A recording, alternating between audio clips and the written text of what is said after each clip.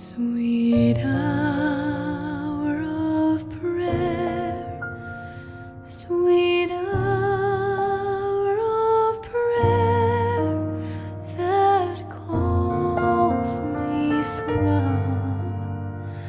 a world of care and bids me at my Father's throne make all my wants and wishes known in seasons We'll begin with the prayer for the dead. and grief. My soul Norma was a Baha'i and she wanted a Baha'i burial. And apart from preparation of the body, the only requirement for Baha'i burial is the special prayer that we are going to read. And anything else would work. So, and it's a long prayer, but just bear this because we should have started about a half an hour. Then we would read the prayer. Oh my God, this is the dead. This is thy handmaiden and the daughter of thy handmaiden. She believed in thee and in thy signs, and set her face towards thee, wholly detached from all except thee. Thou art verily of those who show mercy and mercifulness.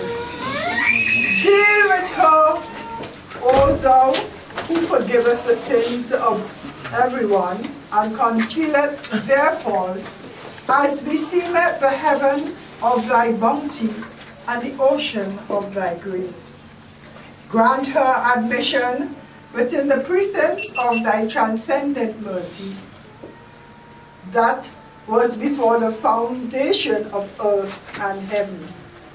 There is no God but thee, the ever forgiving, the most generous.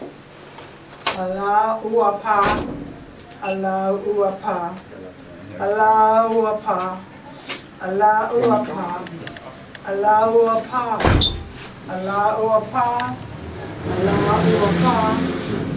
Allahu Akbar, Allahu Akbar, Allahu Akbar, Allahu Akbar, Allahu Akbar, Allahu Akbar, Allahu Akbar, Allahu Akbar. And we will say, we all verily worship God. Repeat, we all verily worship God. We all verily worship God. We all verily bow down before God. We all verily bow down before God. We all verily are devoted unto God. We all verily are devoted unto God. We all verily give praise unto God. We all verily give praise unto God. We all verily yield thanks unto God. We all verily give thanks unto God. We all verily are patient in God. We all verily are patient in God.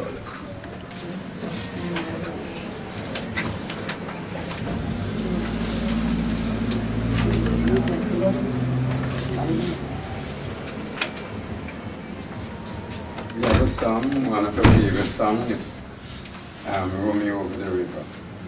Romeo over the tide. So we have the booklet, so that's behind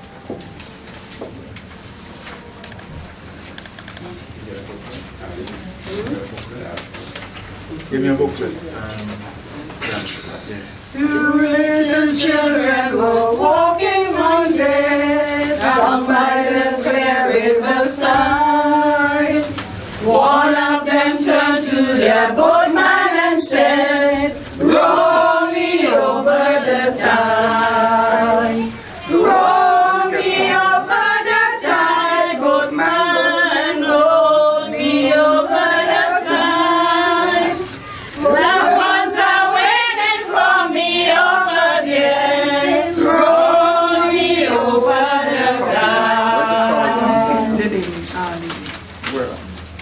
have a stuff in it, but I'm a color organic.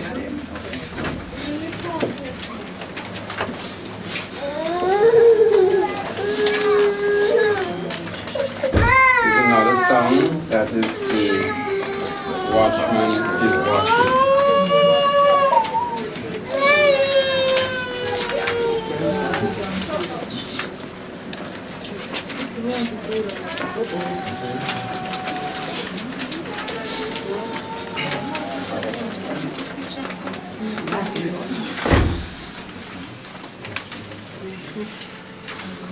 Bless you.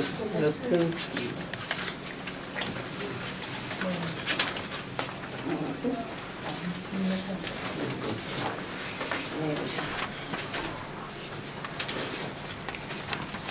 Okay, let's just sing another song because we can't find what it's supposed to be, so somebody can call it here now.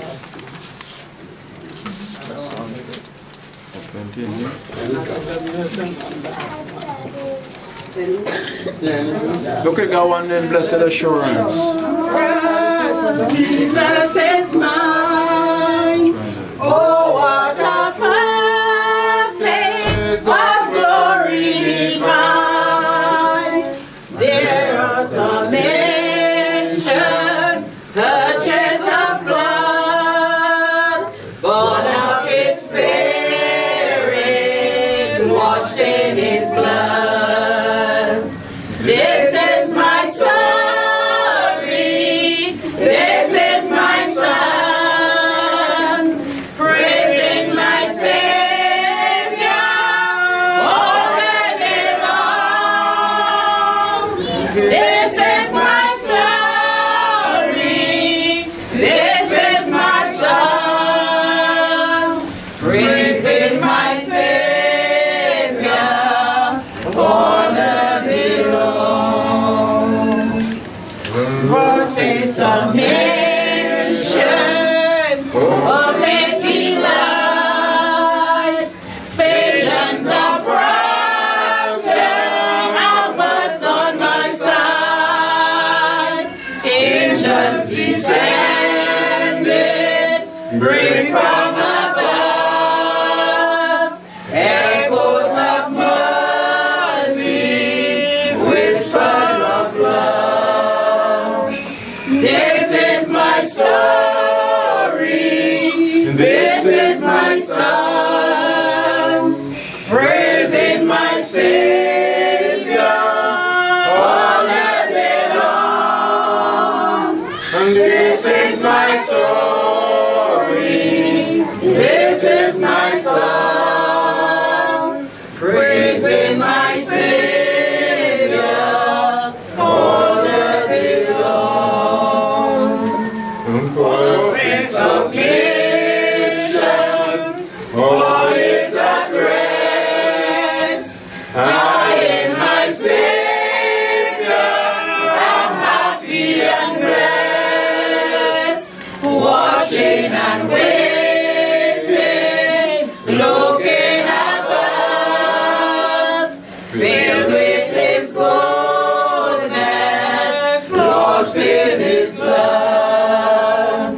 This is my story.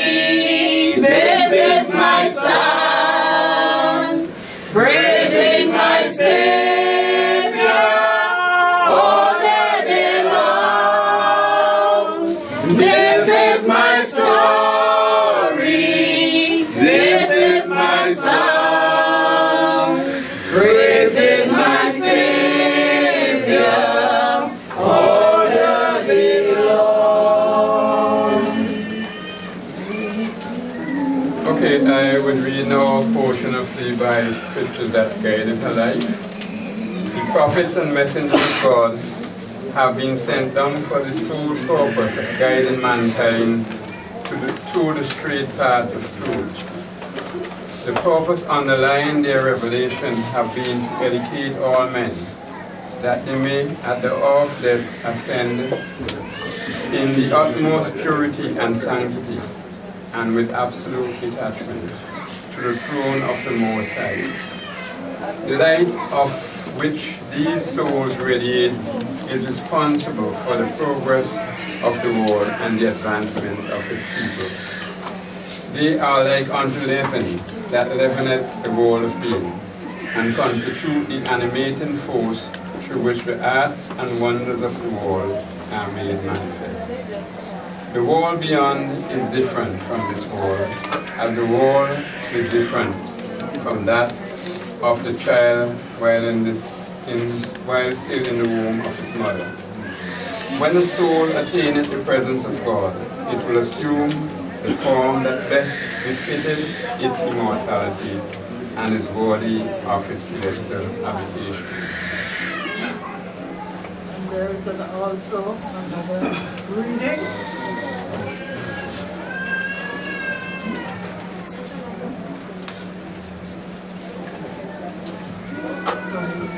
Now we're supposed to be leaving here in 15 minutes time, so we'll do the subreading before we leave. So let's bring this an end to this part of the ceremony.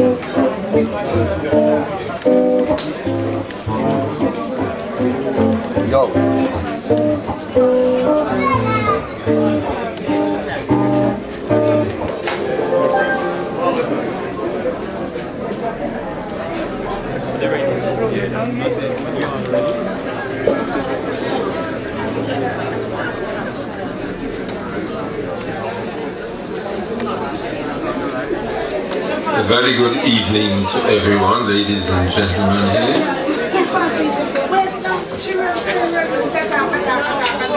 This is going to be a wonderful homegoing service for our friend, our relative, someone who was a favorite of many.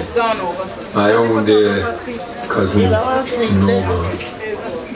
We all come from a long string of providences, in my case on my mother's side.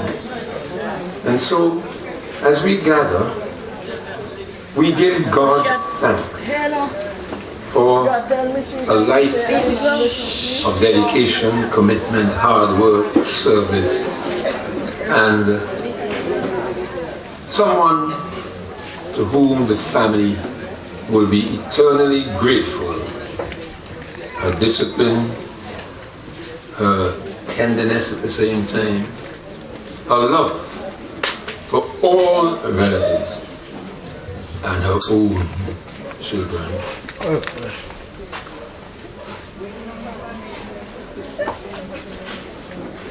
For me, it is a pleasure to welcome you here because this is it is a sad occasion for some. But the sadness is overshadowed by the knowledge of this woman's faith, her commitment, her contribution in general terms, and the extent to which she nurtured a family and an extended family. Norma Providence Howard was a household name. And as I look around and see the relatives here, I know while there's a tinge of sadness, there's joy in giving God thanks for the life He gave to her and the span of her contribution. On the program, there are two tributes to follow my brief welcome. Kate Stewart and Shirley Howard. May I invite them to come in that order? Kate Stewart.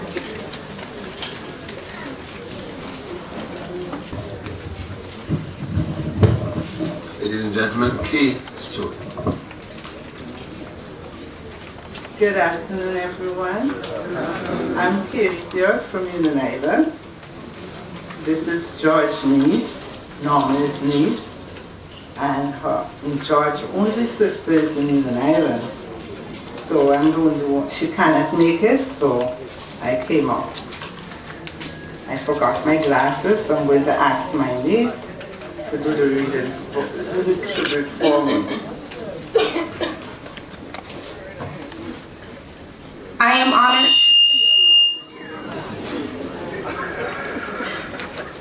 honored to be asked to pay a tribute in honor of my Auntie Norma.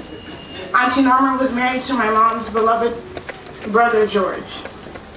As far as our family were concerned, she was more than the wife of our uncle. She was to us as she loved us as she loved her own children. Though Auntie Norma was cheerful, funny, kind, and generous, she was also a disciplinarian and a no-nonsense woman. She was also a secret entrepreneur in her own right. My mother used to send presents for our family from London. And one year, Auntie sold all the goods that were sent and handed over the money to my mother. When she came on holidays, she said, things good now. There is no need to bother yourself to send. How many of us would have been so generous? The Edinburgh house was always open to our family from Union Island, including my mom's numerous friends from London. They were always welcome. She was an incredible cook and excellent at making seasonings. We loved our auntie dearly because she cared so much for our grandmother, Uncle George's mother. She always made sure that the box of provisions and goodies were regularly dispatched to Union Island. We shall all miss Auntie Norma. She has gone to a better place, but the people of Edinburgh will miss her even more. She has gone to join our beloved Uncle George. Thank you.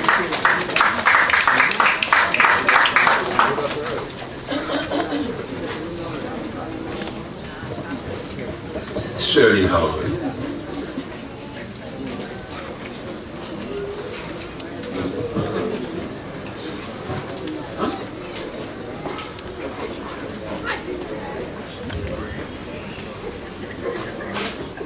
Good afternoon, everyone. My tribute to Norma Howard.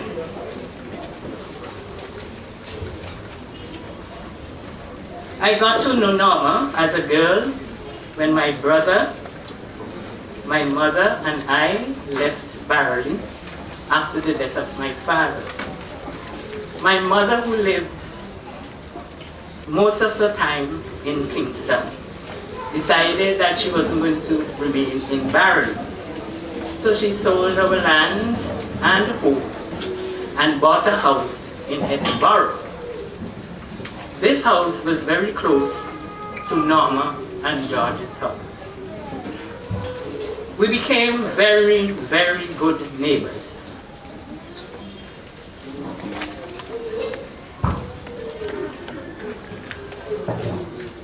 Although there weren't any children at their home, my brother and I were always there.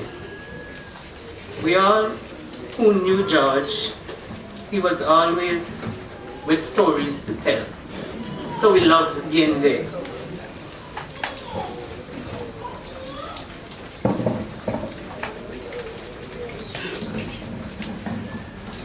Norma was always busy doing chores, cooking, baking, and washing.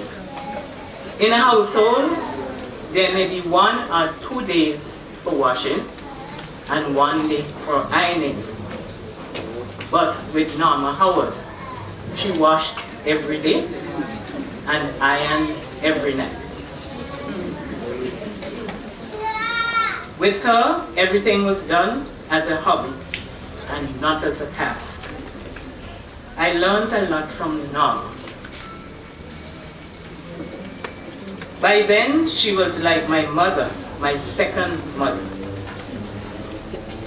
After some time, Alonzo came.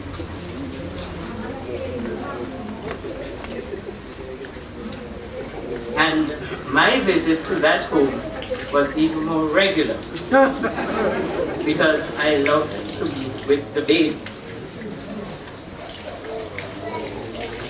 Then came Garnet, who some people know as Keith, but Garnet is the family's name, that is character. Norma was one whose life was George and the children. She always made sure that their meals and their home was always in order.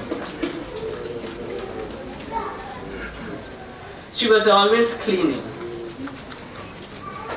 Sometime thereafter, we became sister-in-laws, and our relationship continued even more.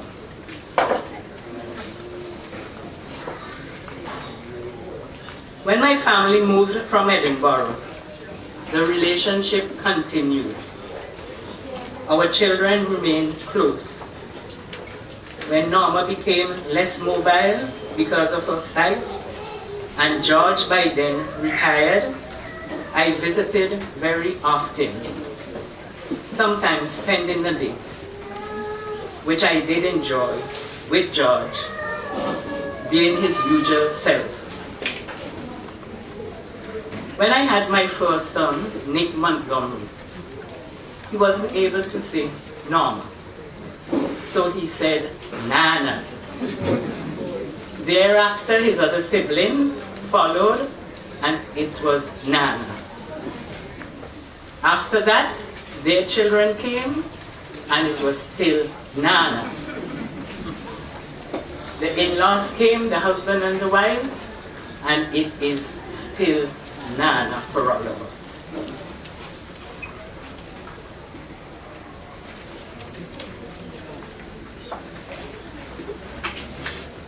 Norma was a woman who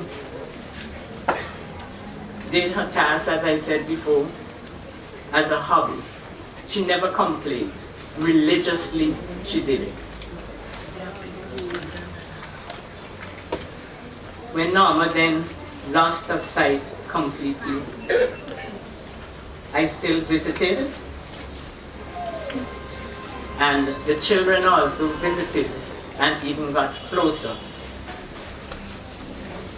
Sometime after, when George himself retired,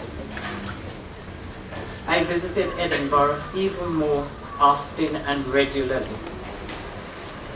George then decided that he wanted the younger generation to get to know each other better.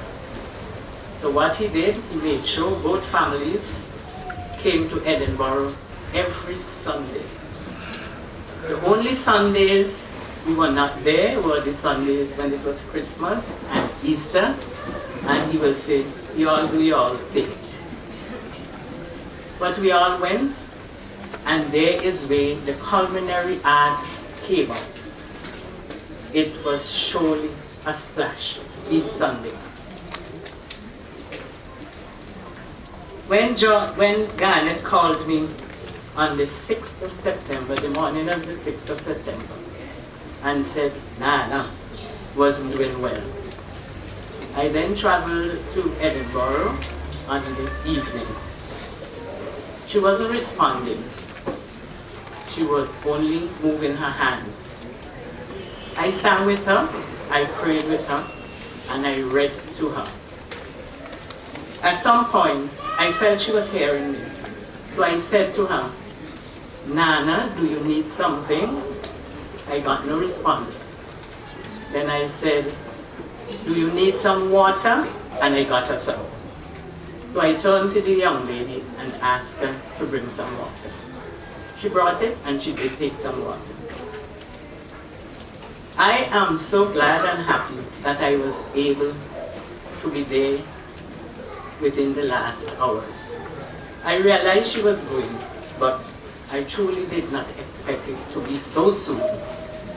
So it was somewhat a shock when I was called the next morning who said she had passed. Norma is now with George. I am sure he's happy, smiling, and ready to welcome her.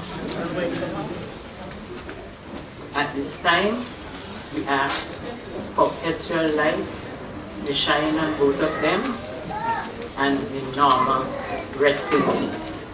And she will always be my family's pet name, Norma. Nana. Thank you.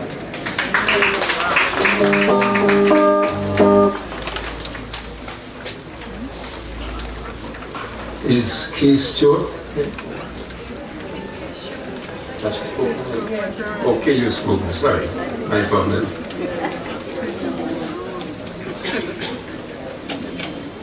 Will you join us now in the hymn?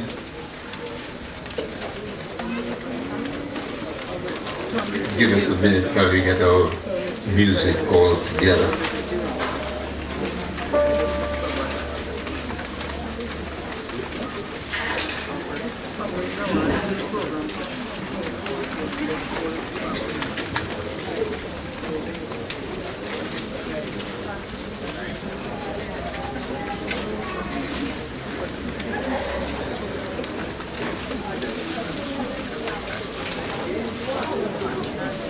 And if I may, just while the music gets itself together, I always like to pay tribute to the youth of this country, especially when they excel in a particular art.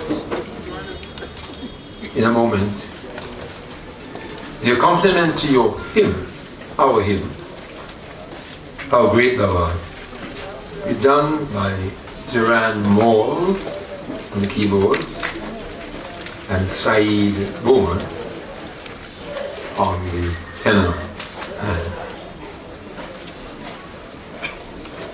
I make no bones about it, these two young men are highly talented. And it is not often in music you get such an excellent understanding between two individuals, instrumentalists, and maybe sometimes the instrumentalist and the vocalist. But these two, I need to know more.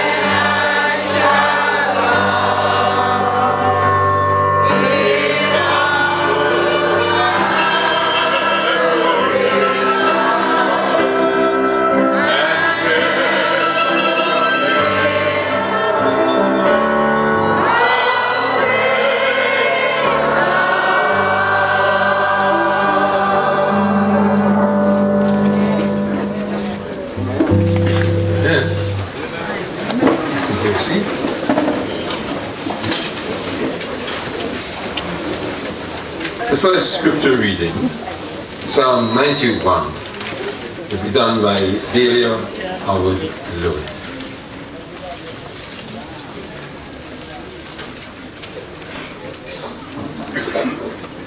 Good evening. Psalm 91. You who live in the shelter of the Most High, who abide in the shadow of the Almighty, will say to the Lord, my refuge and my fortress, my God in whom I trust. For he will deliver you from the snare of the fowler and from the deadly pestilence. He will cover you with his pinions, and under his wings you will find refuge. His faithfulness is a shield and buckler. You will not fear the terror of the night, or the arrows that flies by day, or the pestilence that stalks in darkness, or the destruction that wastes at noonday. 1,000 may fall at your side, 10,000 at your right hand, but it will not come near you. You will only look with your eyes and see the punishment of the wicked, because you have made the Lord your refuge, the Most High your dwelling place. No evil shall befall you, no scourge come near your tent. For he will command his angels concerning you, to guard you in all your ways. On their hands they will bear you up, so that you will not dash your foot against a stone. You will tread on the lion and the adder, the young lion and the serpent you will trample underfoot. Those who love me I will deliver. I will protect those who know my name. When they call to me, I will answer them. I will be with them in trouble. I will rescue them and honor them. With long life I will satisfy them and show them my salvation. The word of the Lord. Thanks be to God.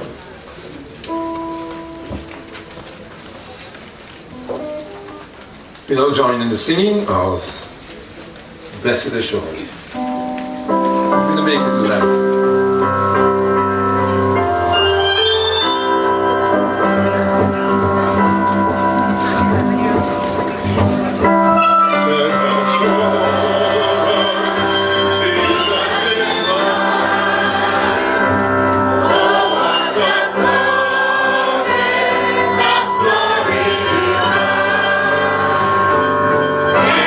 Salvation, purchase of God.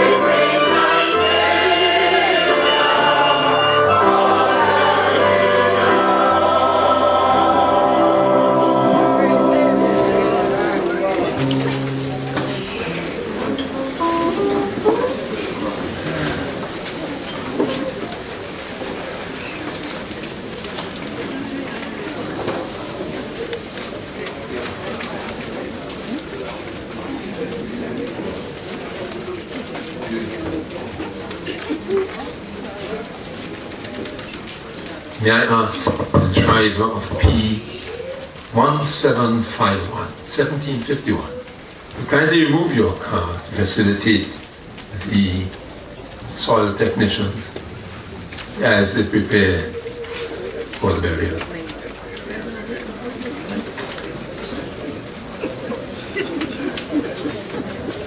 Now, the children of Norma House represent the unity. Children, forward. Alonzo, then Keith, Garnet. Hold on. Hold on, it's right there.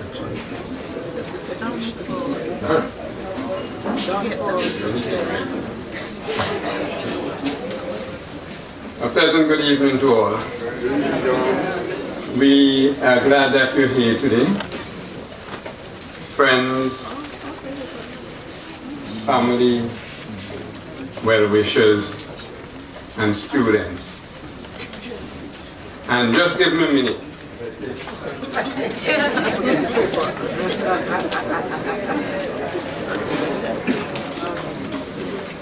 As I mentioned, students, because remember we had a dry run some time ago, and there are those persons who say they want to see how we do it. So the ones who are students, we have your notebook and we have pencils. So any students, they could come and get their book so they can take notes, so they can have their own thing anytime.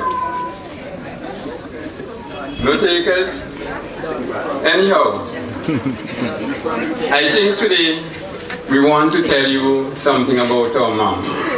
And the last time we did this, I came up first. So yesterday I was trying something different. So I got everybody together and said, you know what? Since I did it first the last time, I think we should start from village. So they outvote me. I said, you know what? Maybe it was too long the last time, so let's make our notes. It's a no. Everybody talk from the mind. So I was thinking, you see, we're here today, and you can't come to the cemetery after dark. So even though we have to go over, they can't put us out. We're here already. Okay? All right. Now, my only recollection of my mom was somewhere when I may have been 7, when something happened to me and I ended up in the hospital, you know. So sometime I heard somebody saying that at that time I was living with my biological father in Stubbs. I heard her saying that nobody going in the street to hit me. So she came right in the hospital when it was ready to move and moved me to Edinburgh. You know? For somebody who would have finished school in what we call a standard 6 that time, she was a remarkable teacher. And I remember one day when this was during the holidays, all my friends are playing, and I have to sit down and read to her, you know, and she's ironing. And I came up on this word, and I remember it, U-P-O-N. And when I got to that, I said, Yupon. She said, what you say? I said, Yupon. She said, what is U-P? I said, up. And what is O-N? On. She said, when you put it together, what you get? I said, Yupon. Okay. So she was ironing. And you know, it was these kind of iron, the goose. And she said, what is UP? I said, up. And O-N, I said, on. And when you put it together, Yupan. And she said, you see this? The word is, and she told me, I'm going to burn you. Right? So, that's a lesson you never forget. So it is always important to read because she always wanted us to read, and I became the reader. Now, going to school. when you get that sun flash, right? And you go and you kick it, and you mash it up. You ain't getting any more until next storm. And you can't stay home. So you have to go to school barefooted. So I learned all the places where there would be shade between Edinburgh and school, because you can't stay home. So you hustle and you get to the shade and you wait a little while. And you go to school. So no sit down home because of school and that. And sometimes she would come down and she'd stay up there. Because even though we lived in Edinburgh, we didn't know the street at all. So she would sit there and she would know what time you get into school. Because it's one corner you have to turn. You get Anglican school, one corner.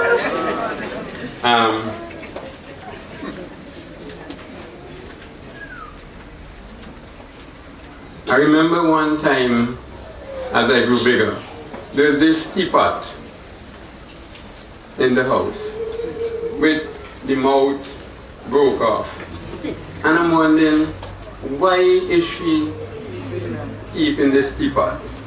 I mean, it's there, and she would clean it and she put it. So one day, I venture to throw it out. You say, you see that teapot?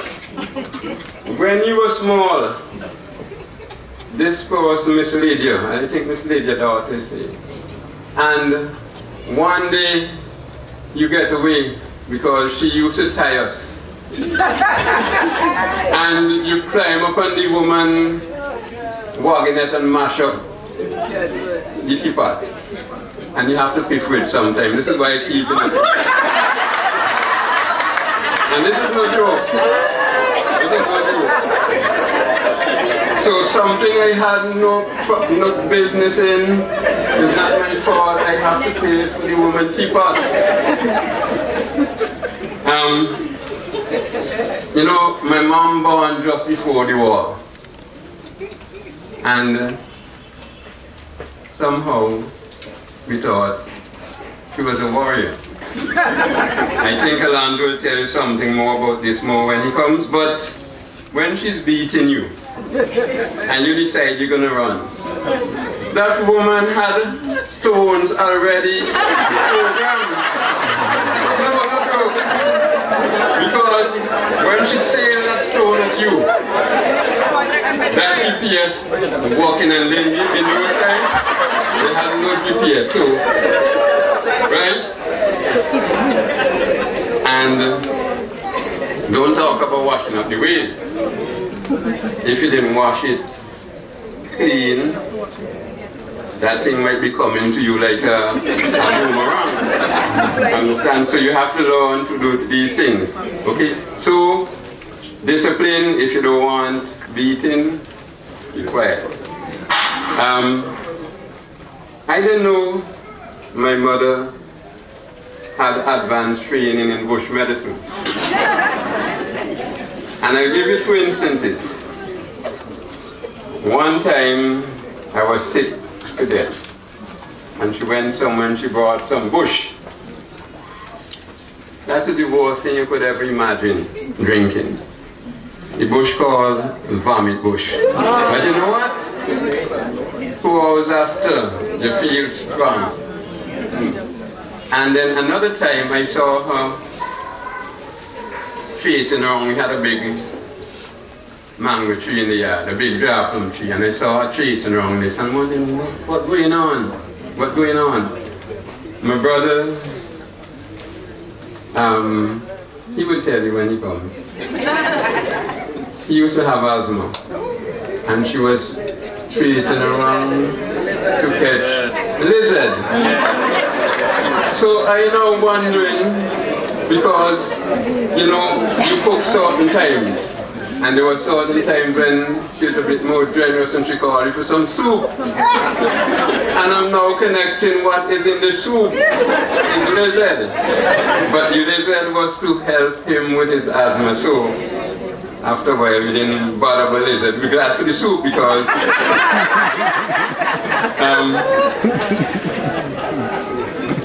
I had my first training in business from home.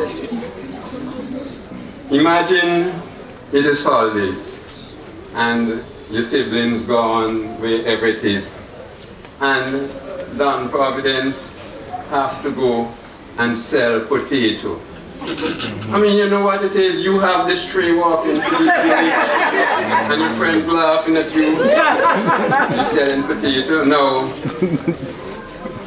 Before you leave, she would put them out in some heaps. So, you know, this is so much, this is so much. So you have 5 heaps, and you're supposed to bring so much money. But by the time you get out, them and all the things mixed up. So when you finish putting them back together, you get more than 5 heaps. So the thing was working for me.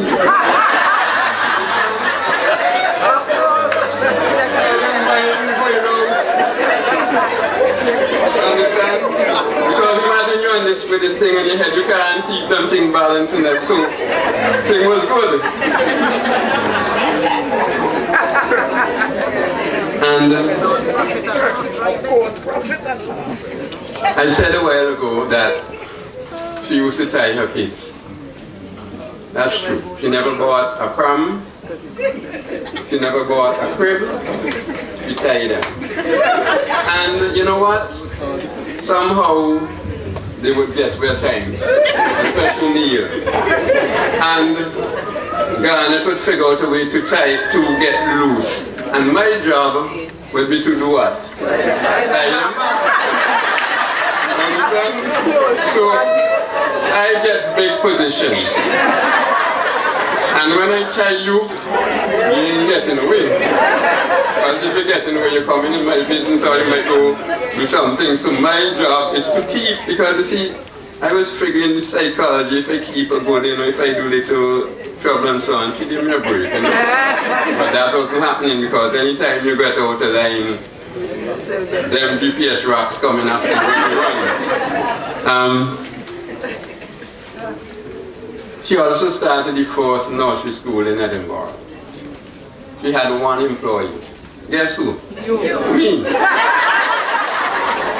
Yes. So when she have to go to do whatever she got to do, I have to change the diaper, do this, feed them, and of course, I have to sample the food first to make sure. I didn't mind that. You understand? Because remember, in those days, foods were when she put that on your plate, that is what you get. You only would be lucky if somebody don't want any, they put a bit on, but you have to satisfy that. But when you are responsible for feeding them, it's an extra position and benefit, bonus.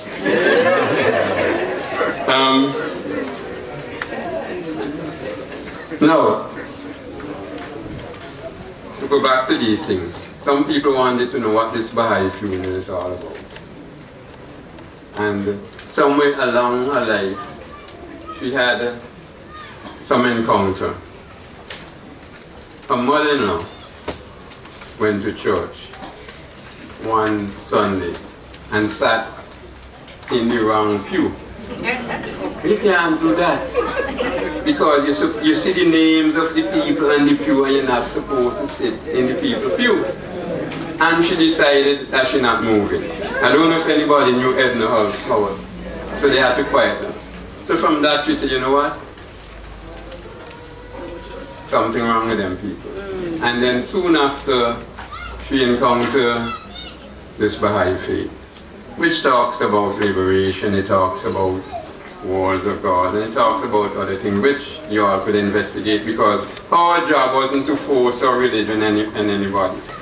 So that when a person says, well, how come you all giving your mother pauper funeral? I don't know if you call it a pauper funeral because you associate it coming down here with paupers. Okay? So,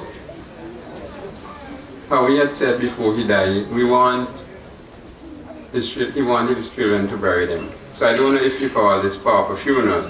But she's saying, look, I don't want to go there, so you all have to bury me yourself. So,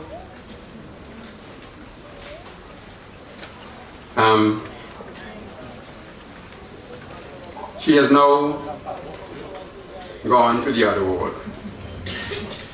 She has moved on. And part of the Baha'i philosophy is that just like a child in the womb of the mother develop hands, eyes, ears, and all these faculties. Don't need them because in the womb they're not seeing anything, they're not using them. But if the children come out here and they don't have these things, eyes, hands, they become handicapped. So too, our role here at this plane of existence is preparation for another dimension of existence, another world. And I know many of the religions teach about this, life after death. And Baha'is are firm believers, not just life after death, but there's a connection. And people come up to me and they're so sorry that she did it. I'm saying, what are you sorry for? I'm glad. Because she don't start to work for me because certain things I wanted to get done, I'm getting it. And you know, there's mystery in prayer. There are people who do not understand certain things. Now, you don't have to understand gravity to know it works. And prayer is something, maybe you don't have to understand it, but it works. Those of us who practice prayer will tell you that it works. So that we feel that in the next dimension of time, in the afterlife, we can continue to pray for us, and we can continue to pray, and we can continue to pray for the dead. Now, so, my friends, I want us to go out before they close the gate tonight. So, I think we're going to pull the brakes out now because you have the star boy coming up next. Look at me, come.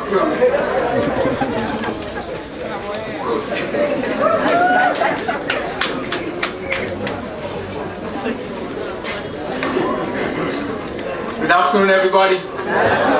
No, hey, I ain't no long talk for this thing. My mother did a good job on us. Plenty food, good life. Thank everybody for coming.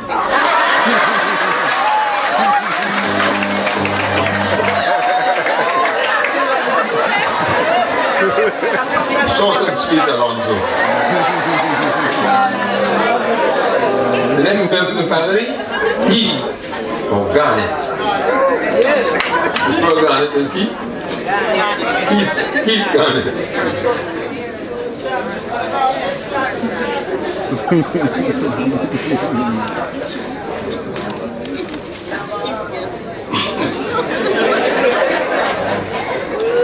Good evening, everybody. Okay, I just want to say a few things on behalf of my mother. She was a very simple woman. All of us call her Mommy. She was also known by some of the in-laws, like Nana, Auntie, whatever they want to call her. But she was a very simple, straightforward woman. She taught us, one, to be very honest in everything you do, and to always tell the truth. So, I don't know about the others. I try to tell the truth all the time. And it kind of saved me from a lot of trouble. Because, you know, I remember one time I used to suck my finger, this finger. And she said to me, every night she would say, George, tie up this boy hands, he will suck this finger. So when he comes, which finger this suck? I said, this. George, tie up this. So I realized very early, young age, 4 years, 5 years, telling the truth all the work was right. So always say, okay, I'll tell the truth. I can't take it telling you. You know, so I always remember that. You know, my brothers and sisters will say that, oh, my mother, she likes to beat, she likes to do everything. She will say whatever she finds when she calls you. Come here. You don't come, whatever she finds, you're getting it. Run, you're getting it. My brother used to say she's the best javelin thrower in the world. When he runs, a broomstick always behind him. So when she called me, come here, I'm going to give you a licking. I will come. She said, oh, me, and I look, yeah. She never hit me. And I didn't realize why. And all my brothers and sisters will say, you don't beat God. How are you beating him? And it's not until just a few years ago I realized why. She said, how can I hit a child who when I call come? And when I tell him about me, I'm going to kill him. How can I hit him? Tell me. So, you know, you find when you do the right thing, you don't have problems in the world. So I decided to live by her principle, do the right thing, and everything will be okay. You know, she was a very kind woman. You know, she was not a businesswoman, never. You know, she will try sometimes to be a businesswoman. I will make some sugar cake and I'm going to sell them. But when she finished making the sugar cake, and she don't share it for everybody, nothing is there to sell again. There's nothing left. So she always giving away, giving everybody. She thought she was the mother of every child in Edinburgh. When they're walking down the road, she had a child cry, what happened to your child? I had a book, I had a pencil. She always had a book, she always had a pencil. And when you get the book and the pencil, you get in your sugar cake too. So she always had something to give the children of Edinburgh when they're coming down the road.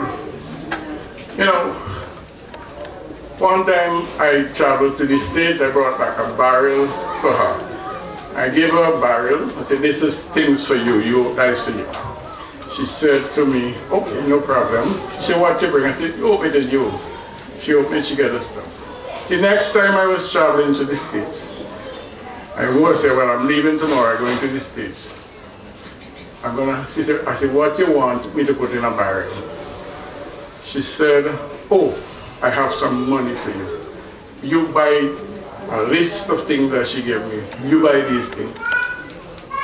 So I said, okay, no problem. I said, I don't want any money. She said, no, you have to get help to buy them. And she gave me $1,800. Okay. I said, where you get this money from? That is my business.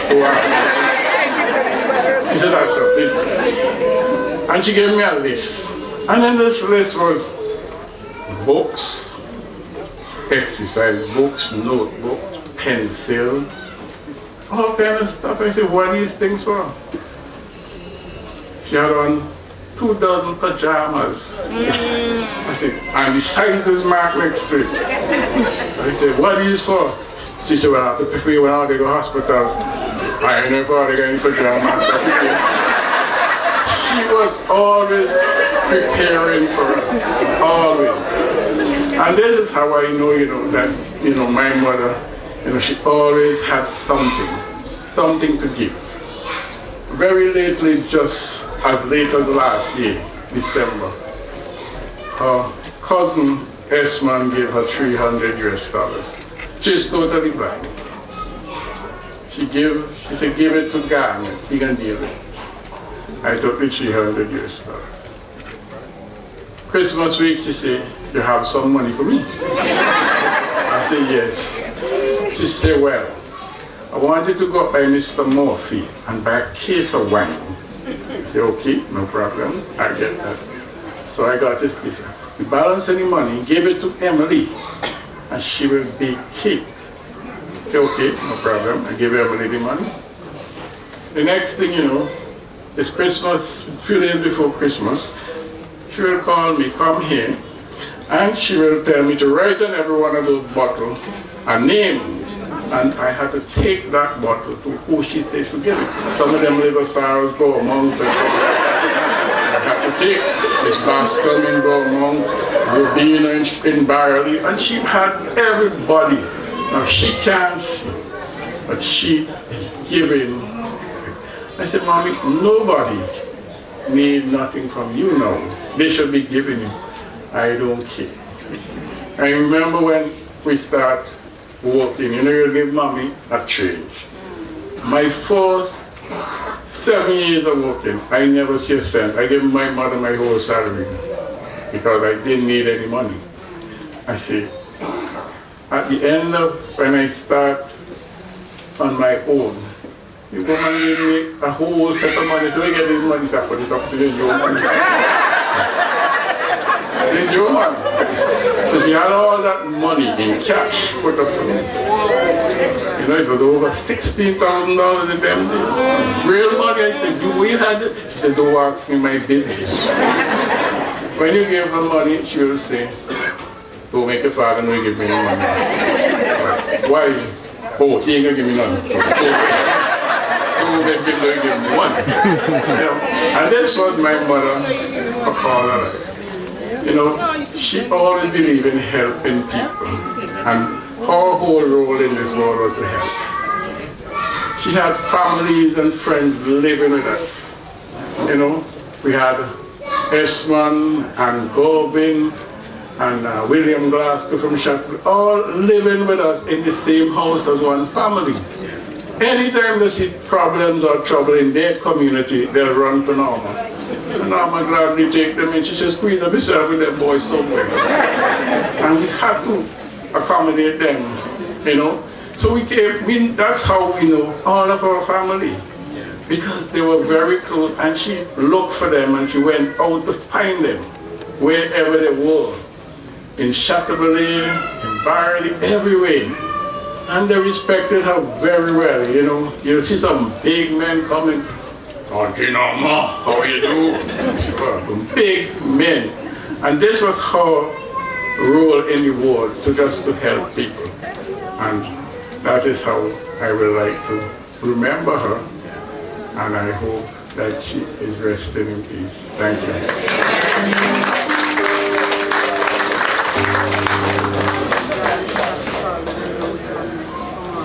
The next tribute comes from our unaccredited ambassador to Brooklyn, New York, United States of America.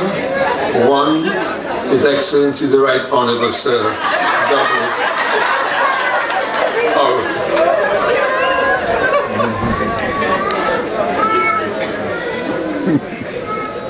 Good afternoon, everybody.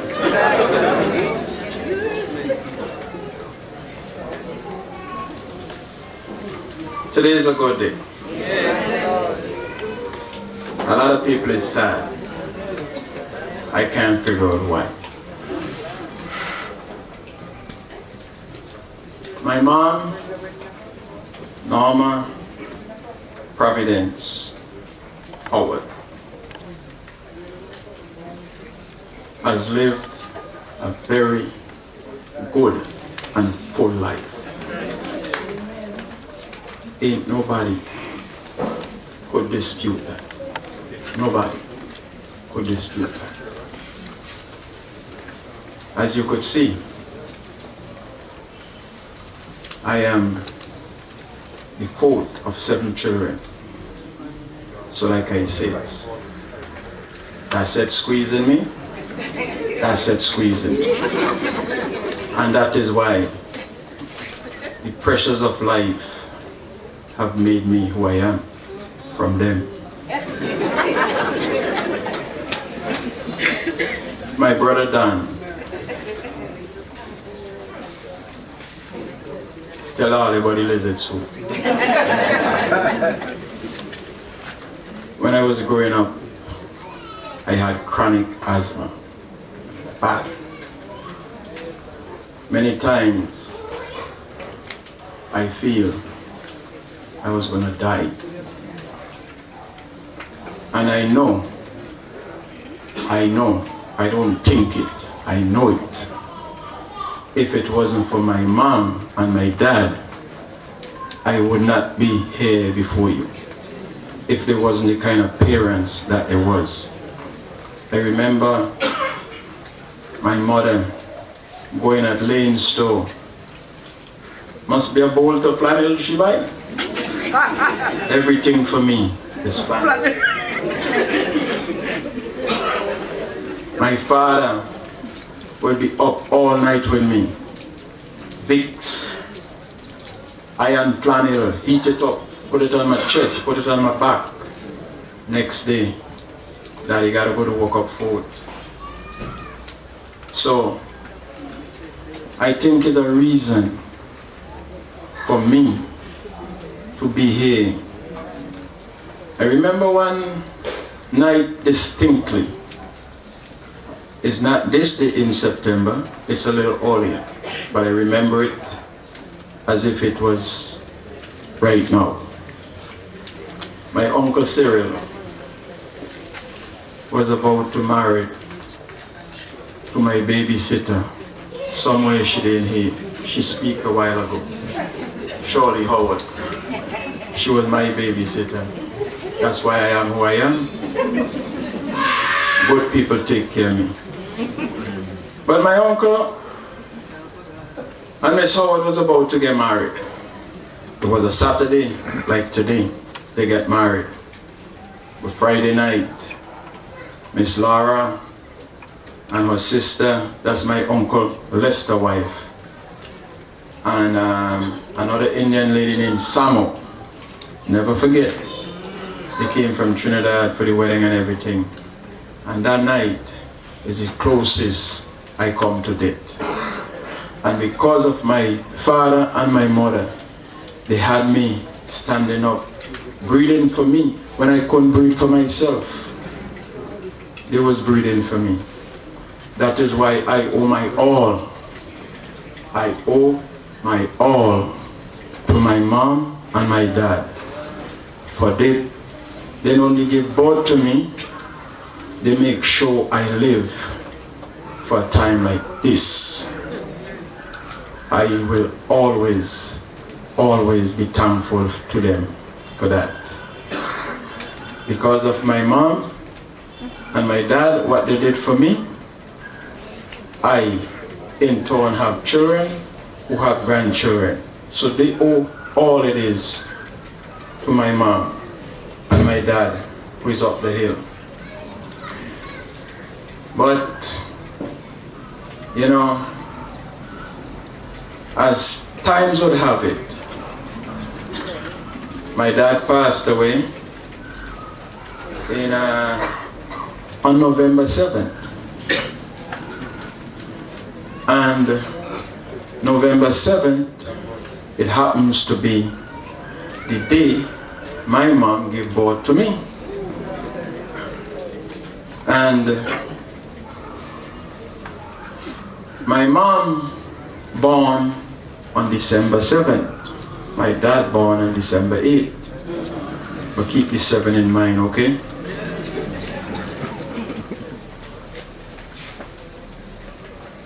My brother Garnet called me. No, before that. I came down here for my mom's funeral and I left. My dad's funeral and I left. Go back up. Because I know I had some work to do within 2 weeks of my dad's funeral.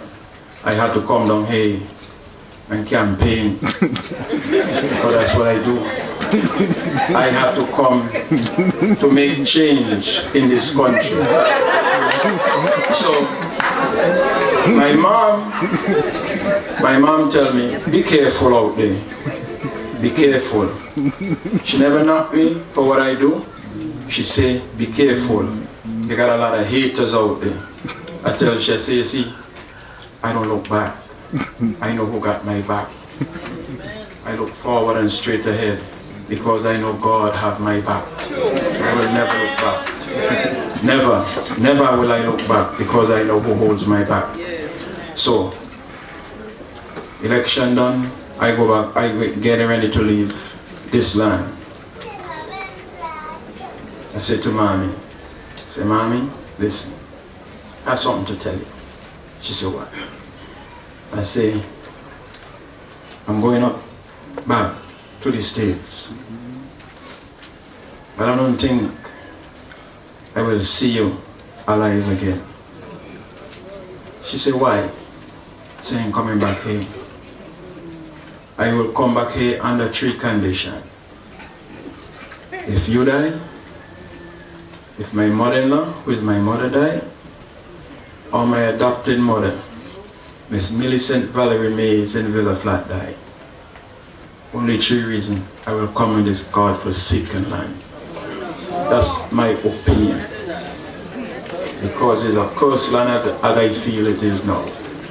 So I tell Sharon coming back, and she started crying. I went over, I take my baggage, and I went over to my mother-in-law house. And I tell her the same thing. I ain't coming back unless something happens. My mother-in-law tell me, she said, Dog, me and you just talk all the time. I said, yeah, we got a lot of reasons. Me and she reasons all the time. A woman with a brilliant mind. She says, if I die, I'm asking you one favor. Don't come back, because I don't want to see nobody do nothing to you. Because you got people like Julian Francis who think that he gave me my life so he could threaten it and have people to take my life. My life was given by my mother and my father through God. If I tell her, she died now why? Die now why? I ain't coming back here. I ain't coming back here because I don't want to be in this kind of situation in this land. It's the first time in my life I saw my mother-in-law cry. She cried and she told me, Dog, if I die, please, I'm begging you, don't come back. So I go up in the States and I make my father a promise. The last time I saw him, I made him a promise. He was in that place over there. You could call it whatever you feel like. I got my own adjective to describe it. But my father was over there. And he said to me, a guy by the name of Dave Roberts. I tell Dave, I said, boy, you know, I drink plenty coconut water when I come here. I said, I need to pee. He said, man, just go in there. I went in to pee. I see 2 toilets where my father was over. One have no seat. And the other one have a cover, but the seat gone. I said to my father, I said, man, how people could be in a hospital in a condition like this? He said, boy, that's what I'm trying to tell you. He said, I said, I'm going up and talk to somebody that I know to get some commercial seats and I will put them on. He said, no. You got to bring them to the people and they will put them on. I said, no man, if you get them, if they put it on, or if you get them, they'll probably walk with it. Anyway, he said to me, I want you to promise me one thing. You got to help this hospital. You got to help this hospital. My father told me, you got to help this hospital. And for that reason, a group that I'm proud to be president of, the Vinci Liberators, some of them sitting in the back over there. This year, this is September 23rd, as of now, we have given over 80,000 US dollars this year alone, not only to the hospitals, but to nursing home. And I have, he's somewhere over here, one of the great brothers, President Artis Davis of this Vinci Liberators in St. Vincent, and the other crew who distribute stuff every day. You see, so I might have my problems in coming here, and other people might have problems with me coming here, but I will still support this country. Most of the people who talk don't support the country. And all of this, my mother support. My mother support, what I do in my getting stuff and giving and helping the people of St. Vincent and the Grenadines. And I will always continue to help. But sometimes it's a tough time coming to the land of your board. You know, in the book, the good book. You know what they tell Jesus? In the good book, it says, a man is not even welcome sometimes in his own land. It's in the book. It's in the Bible. So today, I ain't sad. I will never be sad for my mom and my dad. They live full life. Look what they produce. We ain't got no criminals in our midst. We ain't got no gangsters in our midst. We ain't got nobody planning to take nobody's life in their midst. Look at the children and grandchildren and great-grandchildren who people produce. My mom goes so far, she extended so wide that you have, like my brother, I think Garnet said it, we always have people grow up with us. I got this man somewhere in the back over there. He grew up with we since I'm a little kid like this. My father and him used to go fishing to pull the fish pot. And my father would not put no buoy on the fish pot because people steal his fish. They pull his pot, take the fish, throw it back. This man is the best diver I ever see. He used to have to dive and take the hook and put on the fish pot. And my father will pull it up. And I will get a little glass box checking out. We come up in the fish pot. This man is somewhere in here. And Honest, and Govin, and Vona, all of our extended family. We are great people. Our mother and father did a wonderful job. But most of all, they gave up their life for us.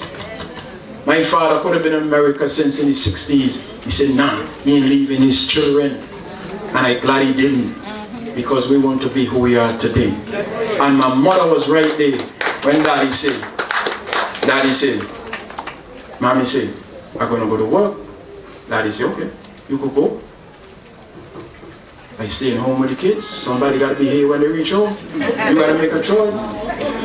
And my father and my mother, they made that choice to give up a lot of their things that some of us, whose fathers and mothers today, wouldn't give up our children.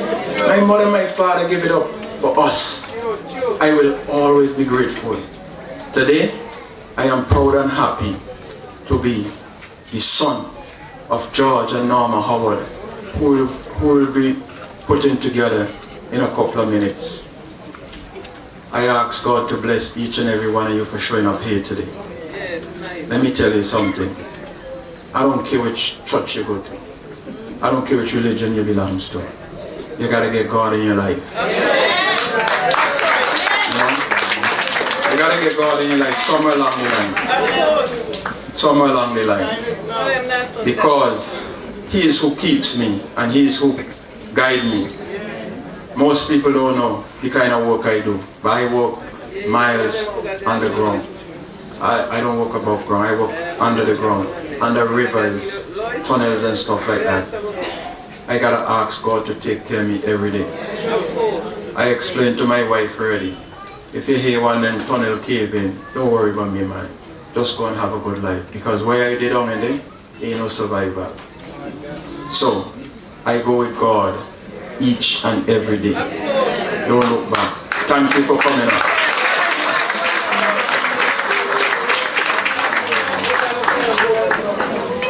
This cousin I call the quiet one. Neil?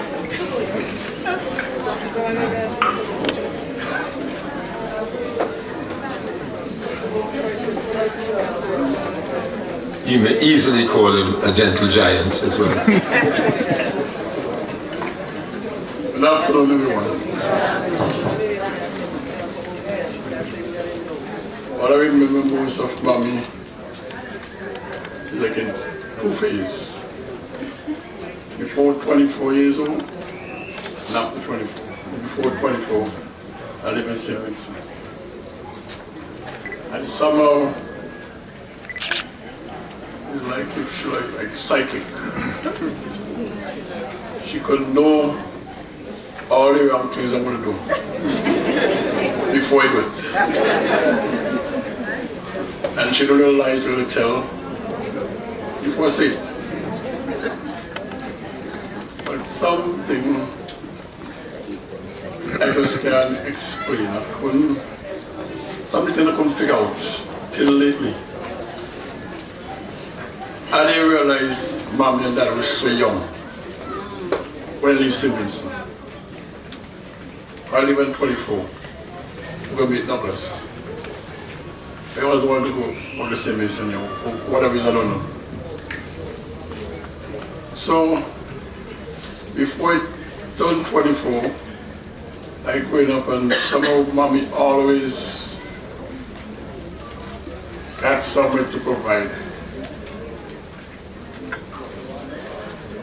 Today people look at the Howards, they got this and they got that. They're rich, I don't know the other. But they don't understand. Right, they look. Anymore, right? There are no celebrity folks anymore, not much. But the thing is being proud of who you are, regardless of what it was. We were never rich. So we still ain't rich. But it's like you ain't better than nobody. Seriously. But then nobody but you neither.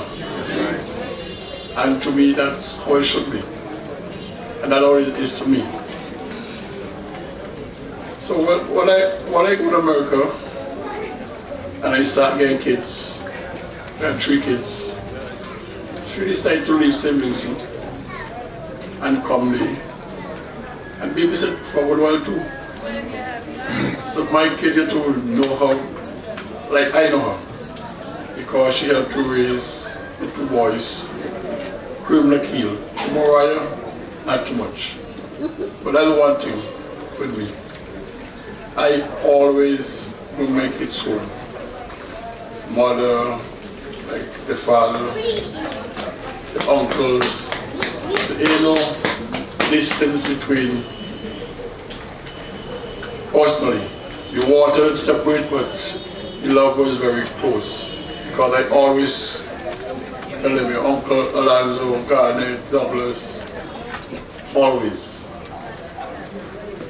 I know Mommy, all the grandkids, she loved them. I remember just before I leave October 16th, 1984, on my 24th birthday. I remember Danny, I just came from St. Lucia, he couldn't talk yet. And Mommy had Danny just like her son too. That's Alonzo, her son, born in St. Lucia. Until today, Danny will call Mommy, because he knew of her more than his mother. And when Danny came to America, he came by me. He said, well, let's go right on George or whatever. And his mother, biological mother, called my wife to complain, to say that I just bring Danny to America, I ain't spend no time with him. Why you take him? But this way you don't. You want to be Kareem, or you know Kareem before Akeem, and you want to be in Brooklyn. And we had a back office, so, but that is the influence Mommy had and Danny. So you just gravitate on what he knew. Won't tell me story now. I remember one time when he used to give holidays, not holiday, half day, on Wednesdays. Uncle Cyril, right above us. I will say right above us. Between that post right there and this wall, that's how close you are. And my grandmother, no, this right there. I said, Mom, I want to go in the city of the long bottom of the borough. She didn't want to sell me, because Daddy was in St. Louis with his Baha'i business. Get she trouble, get she insisted she sent me. She said, okay, go on to Burkina. I go down bottom, go in the pond, and get one serious gash in my foot. I understand when they bring back the jaws, full of blood, she started ball. But that whole night, I kept on getting the fix my foot, by the way. And that whole night, Mama, for me, whole night, I cried. You're supposed to miss the next day, because she couldn't miss the next day, because the whole chest is full of blood.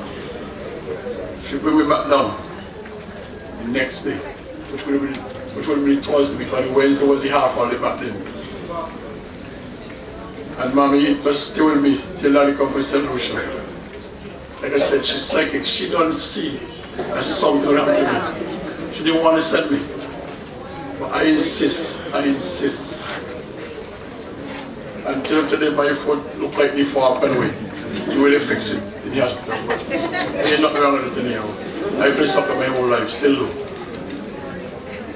But something with Mommy, something with this lady. I don't know what she used to do it. In the modern world, they got washing machine and dryer and this and all that. And I tried. My wife went to work. I do home. I cook. I wash, but I can't get through the things she used to get through. She had no washing machine. She had no dryer. But somehow, Mom girl comes on Wednesdays, buy the stuff, come back home, and prepare lunch at 12 o'clock. I don't know how much people do it today. I don't know how much people do it today. Because every child I see just about today, gain $10 to go to school. And they buy a hot dog for lunch and breakfast. But somehow Mommy couldn't get down here. Buy stuff. And you know taxi, you know dollar van back then. She walk to the borough. School over 12 o'clock. Come down to school to our house. We had 10 minutes, 15 minutes walk because I gotta get back to school to pick in the yard. Well, I mean food home.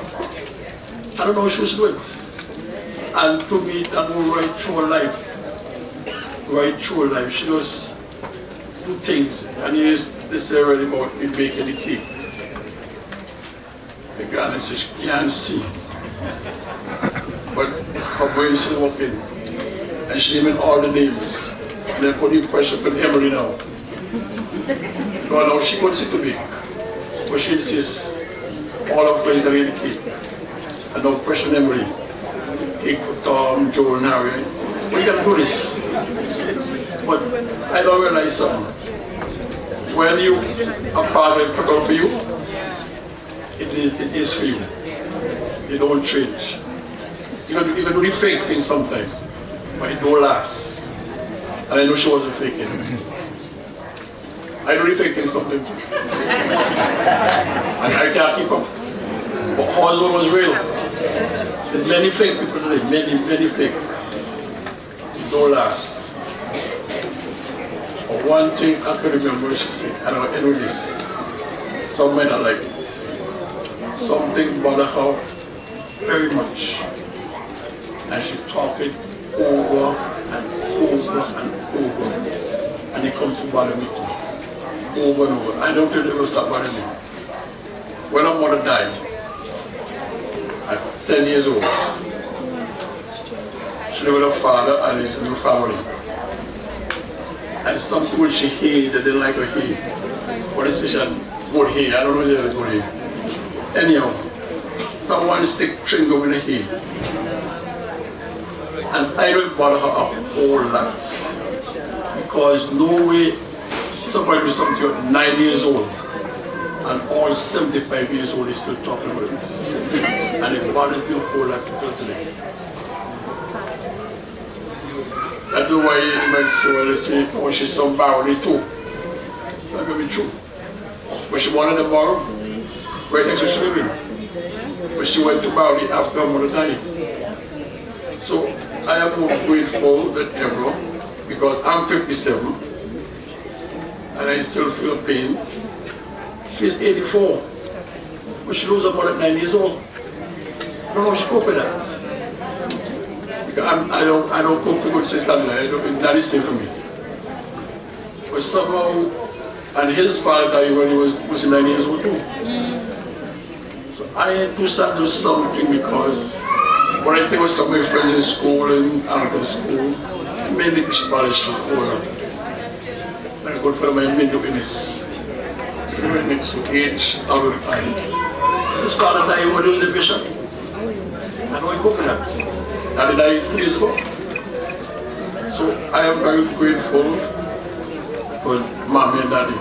I know it's off funeral, but the father and son, there is no George, no Norma.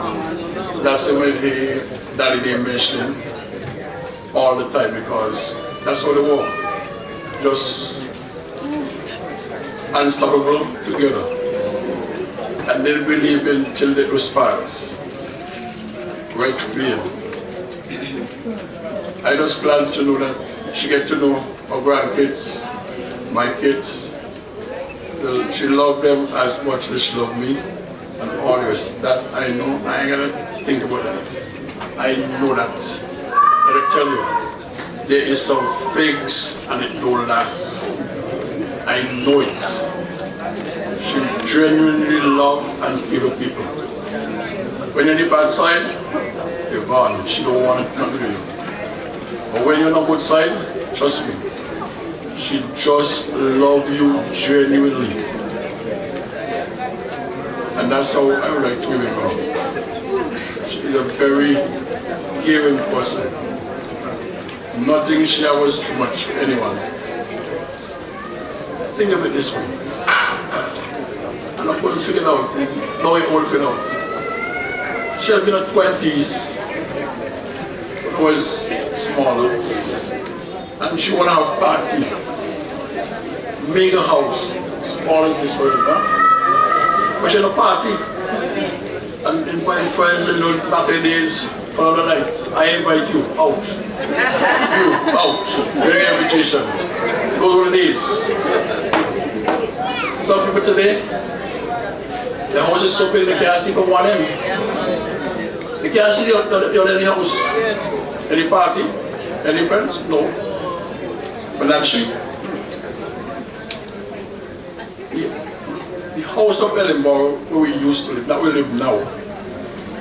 My Uncle Cyril up the hill, our house, my grandmother. The distance between the three houses is less than 25 meters.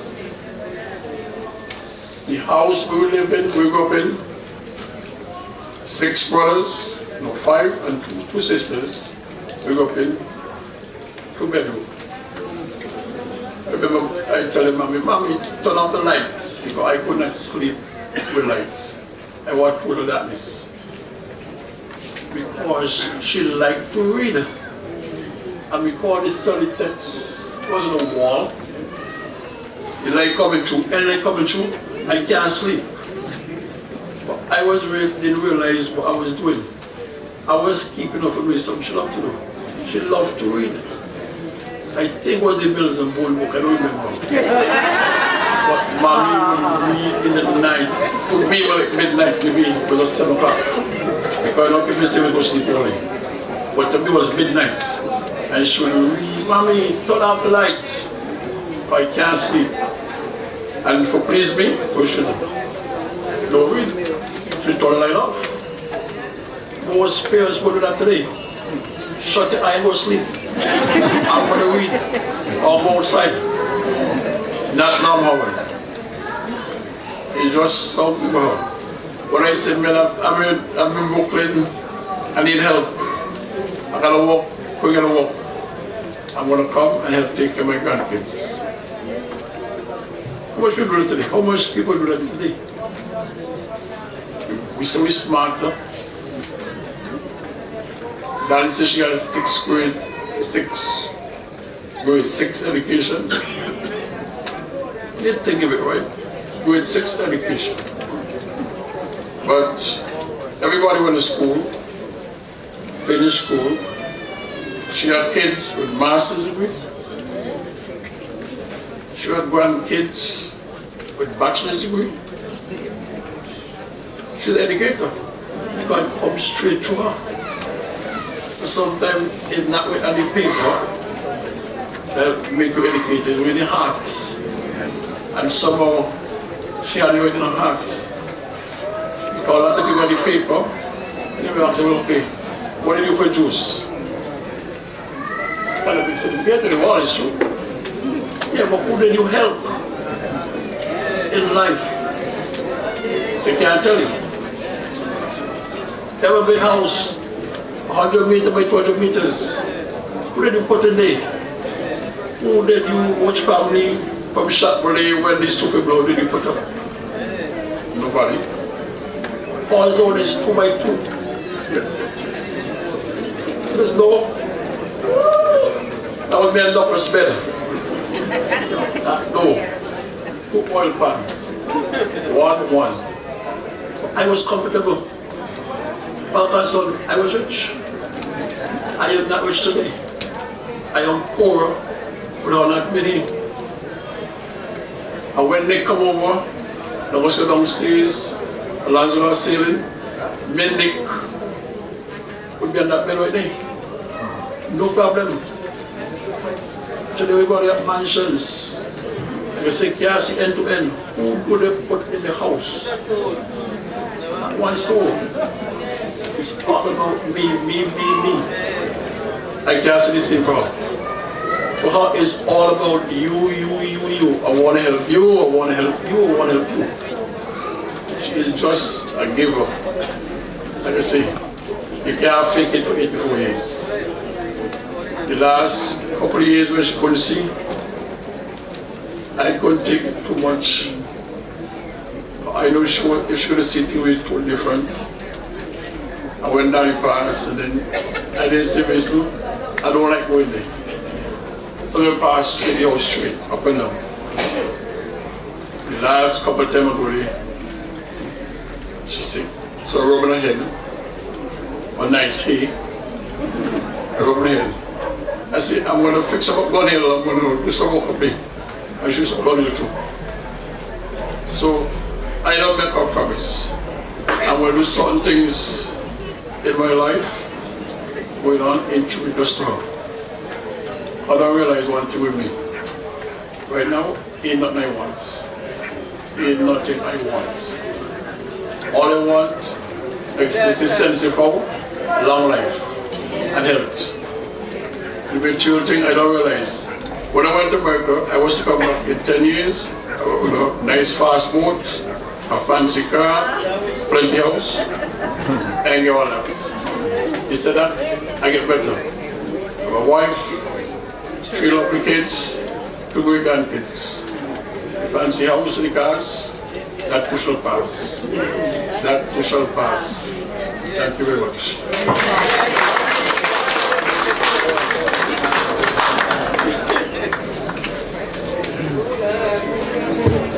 It is now the turn of the tall, gangling, effervescent, live wire, businesswoman, driving tutor. Can you name her?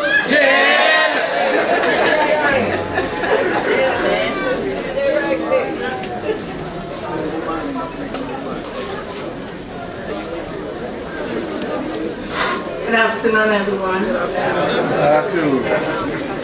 You see this rain come today? That's my mother.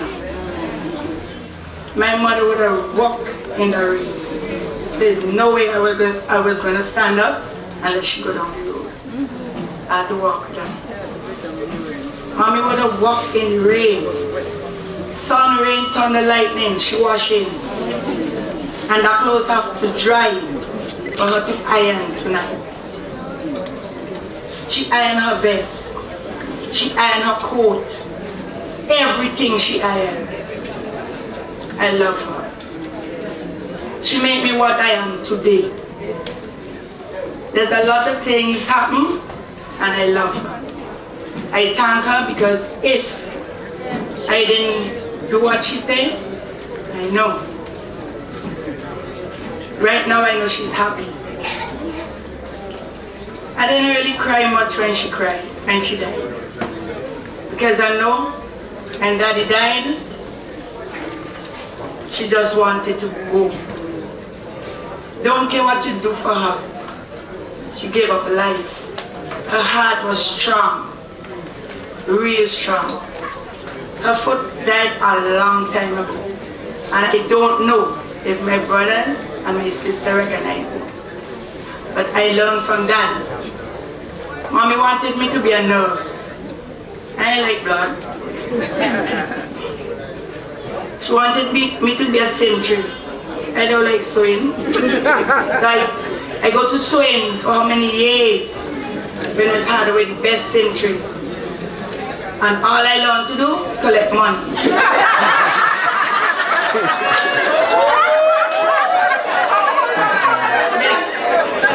How I used to sew for different forms.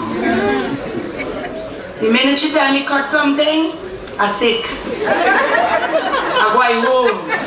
Mommy, I ain't feel good and I'm going back tomorrow. I used to hem. I would hem everything. But the day she said cut, me want to spend nobody class. She pay me for me to learn to sew and never do it. I love driving. I got the skills of my father. And I leave it no way. And I will continue. Mommy, well right now they say the chip off the over block. When everybody come home now, from foreign, as we say,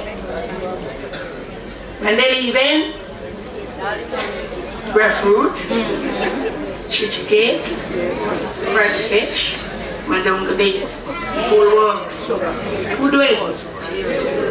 And Israel. There was Sorrel, Mariah, Auntie Jill. My mother tell me teach you to make it. She said no, then you come out like you. Mommy made me what I am today. I'm so proud and happy of her. And I'm proud in myself the way things turn out now. I used to pass up every day. Sometimes I miss out and look for her. Every time I go down over her, brace her, Mommy, she'll reach. I'd rub her nose with my nose and I will kiss her. You won't believe the last breath that woman take, she breathed on me. When they called me, I was by Villette doing something. They called Villette. They said, where Jill is? Villette said, she here. Come now. If I had my car there, I'd reach before Villette. I had to wait on her. She jumped out the car before me because I don't frighten. I'm dead and I see. But I had the time reaching side. I hear them say, Jane, say, Villette reach. Then Villette say, Jill outside. And I jump out the car and reach inside. Brace her, rub their nose. I just feel the breeze. And I turned to the nurse. I said, she dead now? She asked me, true? I said, yes. She said, let me see. And she checked her pulse. But I know my mom was dying from her feet because I spend most of the time with Daddy too. And most of the time when I go to them, I would rub their head and I would go to their feet and I would play with it. Mommy stopped moving in her foot a long, long time. My brother Alonzo, we used to go up in the night and look for her after I done exercise. One night I went up there and I started going her through like this. And she wasn't responding. I said, Alonzo, Mommy done that and she put her up. She said, no. Okay. At the time, I got blasted over my foot. I lost the whole on her mommy's toe. And literally, great kids. She said, but for true, she not respect me. Think I kick seven kids. So I know she was great. And I'm happy that she gone. Right? Because she didn't pay the place. She didn't sick or anything. She did not suffer. We gave her a lot of love. I remember sometimes on Sundays, sometimes I'm so tired. Saturday afternoon, Daddy can call me. Jail ready. I said, where you are? He said, come over here. We're cooking tomorrow. I said, Daddy, you gone. I'm tired enough. But by he talking to you, they can't give up. He said, look, there's money here, you know what I want? Rice and peas, stew peas, peas and meat. He said, that's how I know food on Sunday. And we used to like call them and tell them, well, you do this, you do that, you do that. Call my cousin and them, tell them we're going to go hang with Daddy and them. When all they don't go church, meet me over there. And we'll spend the day with them. And they love that. We show them that we love them. And this is the thing that I think that we should do before the person gone. And going and crying. Let them know now that you love them, you worship them, you honor them, and you appreciate whatever they do for you. Don't wait until they die and come and praise them. Some of these things are not true when they're speaking about me. Don't speak about me when you don't know anything about me. Speak about me because you know me. This is me. So we gave them that.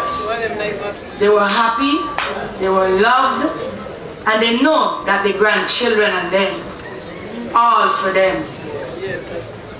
They all for them. She going to meet her husband. That's always what she wanted to do. I want to go and meet her husband. George calling me. Didn't you hear Daddy calling you? Yes. George calling me. Mommy had sub-children, she had everything. She just gave up on everything. What she said? I don't see 7 children. I don't see 17 grandchildren. I don't hear about the great-grand. Because remember, she couldn't see. She lost her sight when Villette married. She only saw Cleo, Mariah, and Corey. She didn't see nobody after that. And she, you know, she's grandchildren and love her, and I know the great-grandmother love her, and the see her.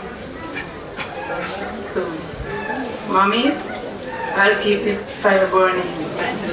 When they come from foreign, as we say, she'll come cook.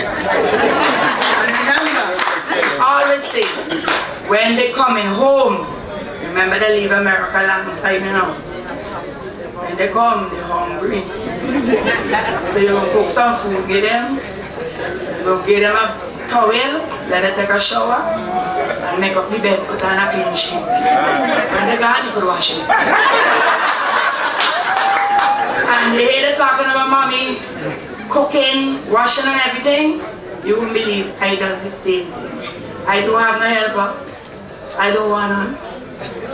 I get up in the morning at 4 o'clock. I make myself a cup of tea, I get ready and I go to work.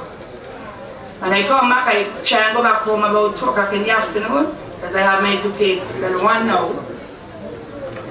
I cook, clean, do everything. Went to the oven, everything. Heat and cold. That was Mommy. Heat and cold. I don't know how come she didn't get cold all up she bad. She never cried for arthritis, never hear she cry for arthritis. She was a good woman. She will always be a good woman in my life. I love you, Mom.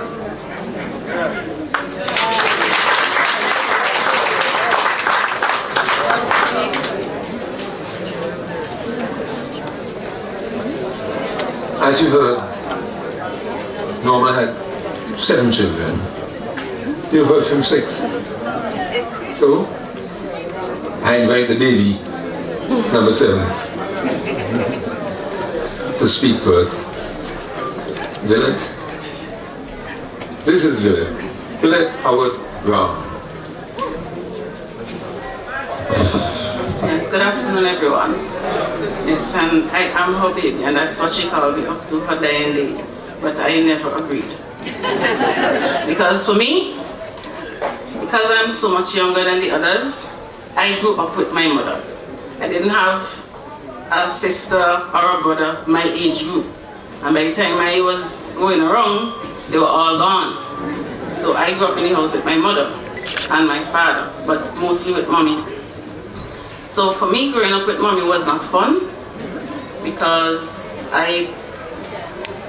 going to high school, all my friends got to go everywhere. You got invited here, there, and everywhere. And my answer when I say, Mommy, my friends are having something at Congo Valley. She say, where? No. Or she would say, go ask your father. And when I go to ask my father, he would say, go ask your mother. So, from a very early age, I learned not to ask. I grew up with her, and she babied me. I did not have to do a lot of things, and I did not get licks, except one time when Garnet made me get licks. And other than that, I didn't get any licks. So I enjoyed that. But with most of life lessons, you only appreciate them on hindsight, and I was able to share that with Mommy before she died, you know. She had a lot of burdens on her heart, and many times she would feel as if she had not done enough for her children as much as she had given up her entire life for us. And that is no joke. She really gave up her life for us. And her concept was that before I die, just like Daddy, before I die, I want to ensure that y'all can take care of yourself and nobody can take advantage of you. Because that's how she felt about her life. So what she did was she wanted our lives to be better, and that is what she succeeded in doing. But even after having done that, she did not feel satisfied in herself that she did it. So we had to convince her. Many times I'd say, Mommy, you know, you did a good job. And she would say, but I could have done this and I could have done that. And I said, no, you did what you could do and what you knew to do at the time, you know, because there's so much more she wanted to do for us. But God knows that we had to do stuff for ourselves too. And He had to leave some challenges for us. And, you know, she focused on teaching us to be independent and to earn our own dollar. And that was no joke for her. She always say, don't make nobody show themselves on you. Make sure that you can earn your own dollar. You know, go to school, study a book, learn, and make sure you make something of yourself. And she was very happy that we were all able. She was able to see all of us, including her grandchildren. She was very interested in her grandchildren. She always wanted to know what they were doing as much as she's on the bed.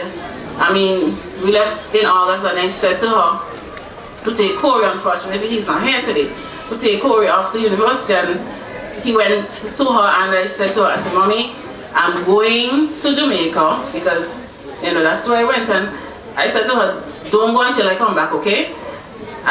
And she said, oh? I said, don't go until I come back, you know, because the signs were there, so it was no surprise to us, but it is still very sad.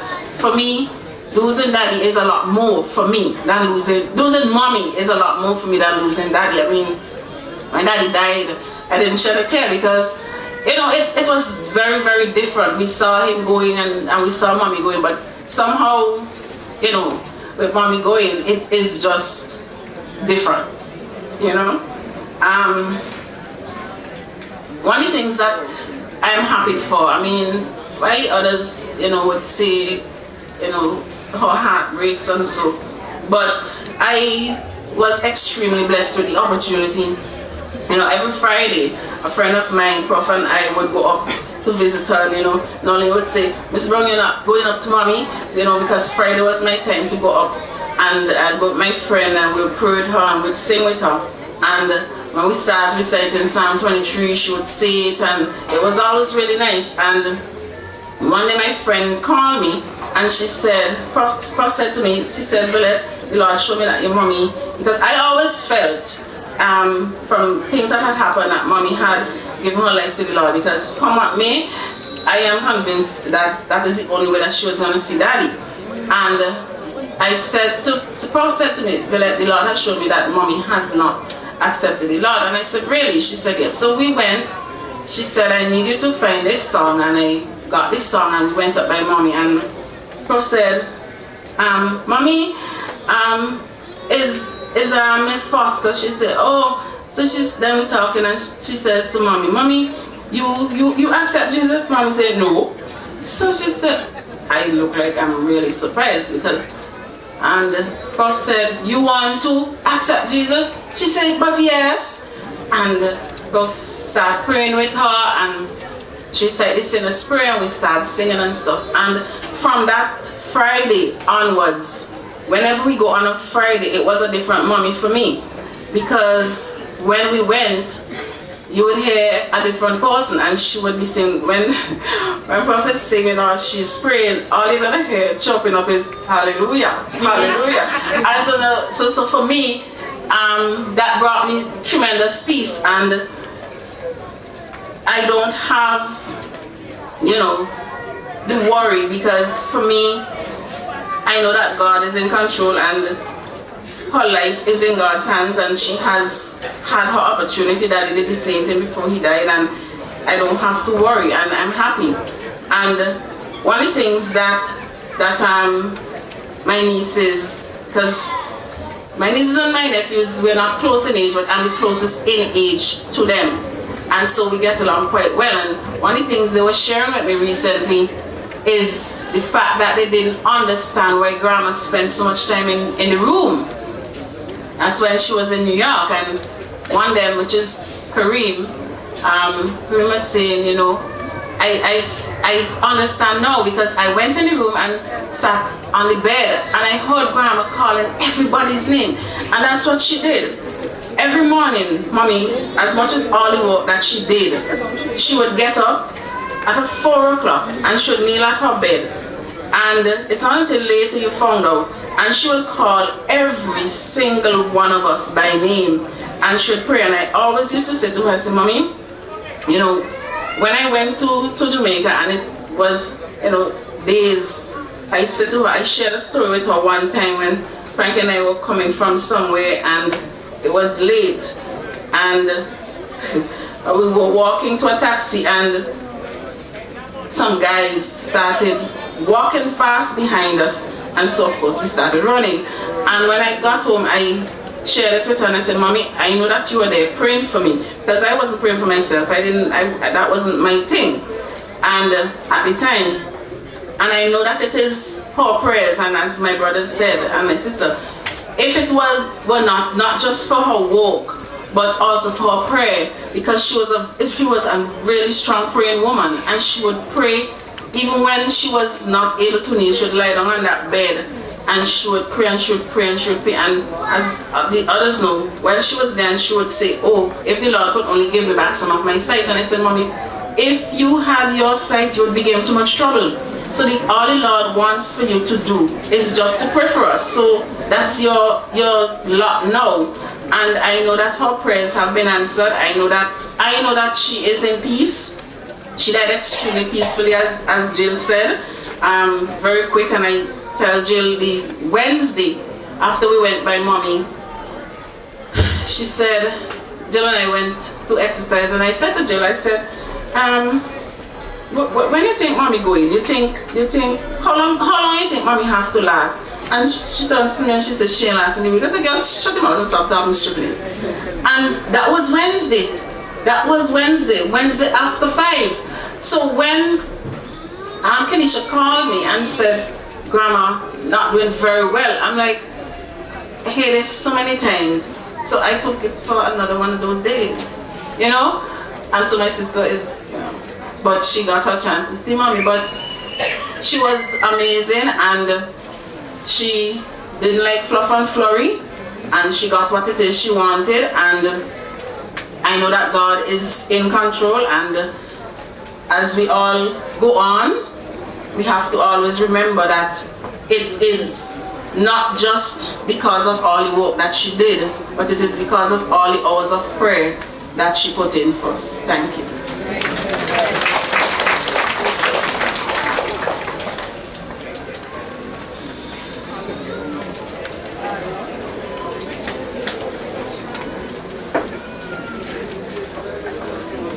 That was the last of the family tributes. And now, Harry Williams, Psalm 121. Good evening, everybody. The scripture reading is Psalm 121. I will lift up my eyes unto the hills, from whence cometh my help. My help comes from the Lord who made heaven and earth. He will not allow our foot to be moved. He who keeps you will not slumber. Behold, he who keeps Israel shall neither slumber nor sleep. The Lord is your keeper. The Lord is your shade at your right hand. The sun shall not strike you by day, nor the moon by night. The Lord shall preserve you from all evil. He shall preserve your soul. The Lord shall preserve your going out and your coming in, from this time forth and even forevermore. Amen. Amen.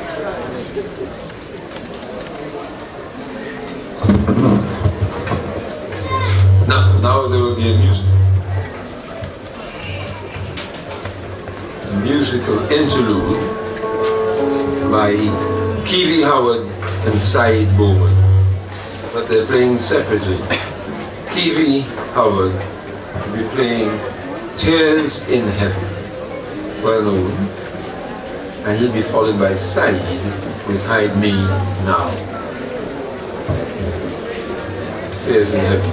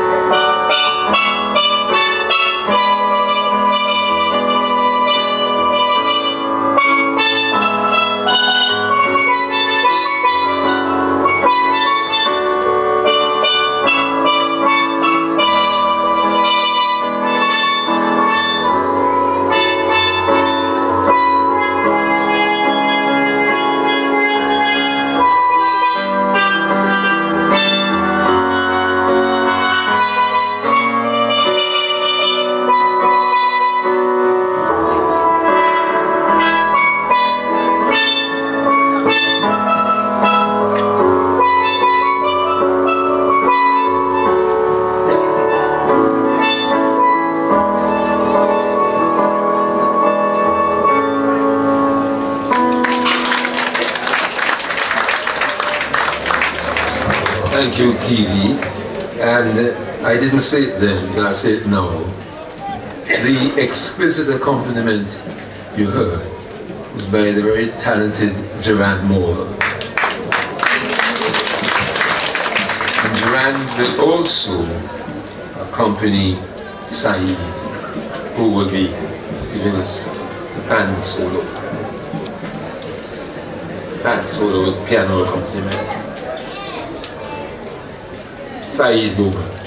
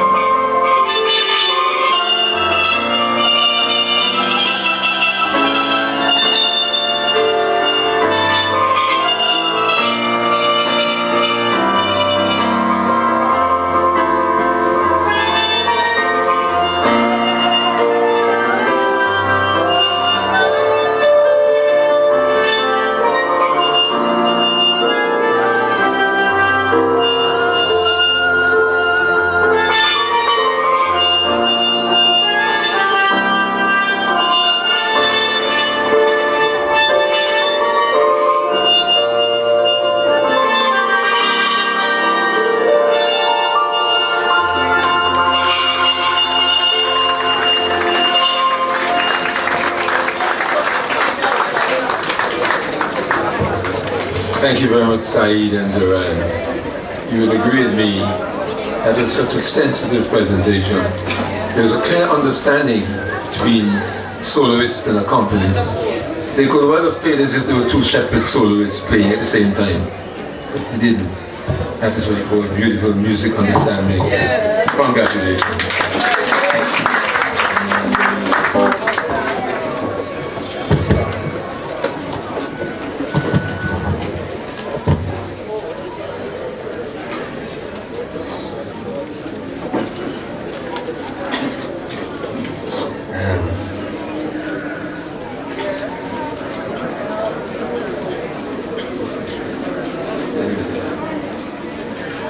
Now, we invite Korean power.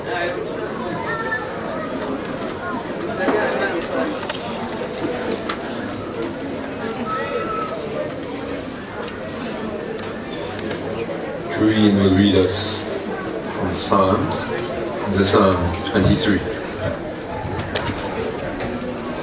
May I invite God's staff to stand by?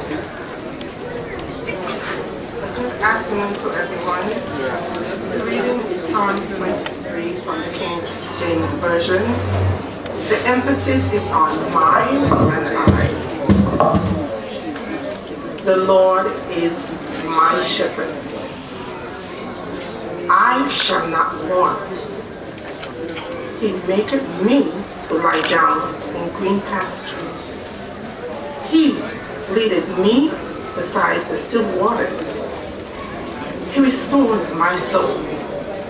He leadeth me in the paths of righteousness for his name's sake. Yea, though I walk through the valley of the shadows of death, I shall not fear no evil. For thou art with me. Thy rod and thy staff, they comfort me. Thou preparest a table before me in the presence of my enemies. Thou anointest my head with oil. My cup runneth over. Surely and goodness and mercy shall follow me all the days of my life. And I will dwell in the house of the Lord forever. Thanks be to God.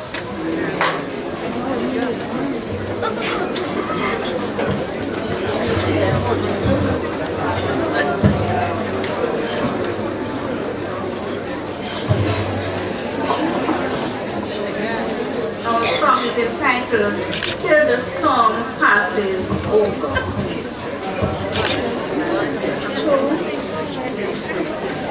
In the dark of the midnight, have I opened my face, while the storm clouds above me, and there's no hiding place. May the crash of the thunder, precious Lord, hear my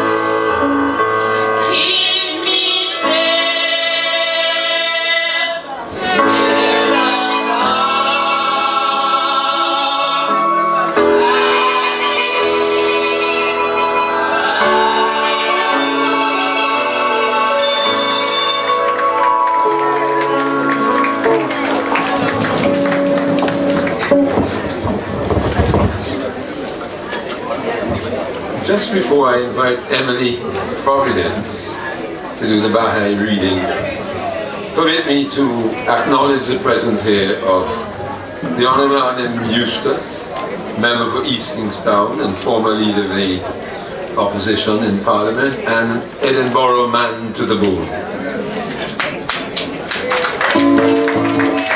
Also, the Honourable Daniel Cummins, parliamentary representative for West Kingstown, the Honourable Senator Julian Ferdinand, and I looked wrong if I've forgotten any of the parliamentarians. Do bring it to my attention. And so, the Speaker is here.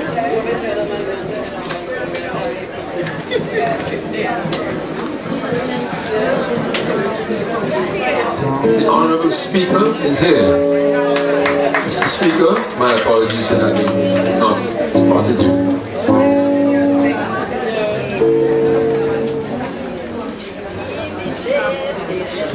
Emily?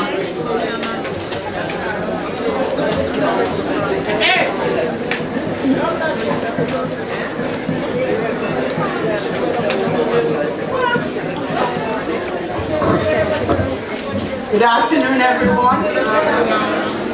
This reading is based on the soul. Know thou that the soul of man is exalted above and is independent of all infirmities of the body or mind. That a sick person shows signs of weakness is due to the hindrances that interpose themselves between his soul and his body. For the soul itself remaineth unaffected by any bodily ailment. Consider the light of the lamp. Though an external object may interfere with its radiance, the light itself continueth to shine with undiminished power. In like manner, every malady afflicting the body of man is an impediment that prevented the soul from manifesting its inherent might and power. When it leaveth the body, however, it will evince such ascendancy and reveal such influence as no force on earth can equal. Every pure, every refined and sanctified soul will be endowed with tremendous power and shall rejoice with exceeding gladness. Know thou of a truth that the soul, after its separation from the body, will continue to progress until it attaineth the presence of God, in a state and condition which neither the revolution of ages and centuries nor the chances and changes of this world can alter. It will endure as long as the kingdom of God, his sovereignty, his dominion, and power will endure. It will manifest the signs of God, his attributes, and will reveal his loving kindness and bounty. In the next world, man will himself be freed from many of the disabilities under which we now suffer. Those who have passed on through death have a sphere of their own. It is not removed from ours. Their work of the kingdom is ours, but it is sanctified from what we call time and place. Time with us is measured by the sun. When there is no more sunrise and no more sunset, that kind of time does not exist for man. Those who have ascended have different conditions from those who are still on earth. Yet, there is no real separation. In prayer, there is a mingling of stations, a mingling of conditions. Pray for them as they pray for you. Thank you.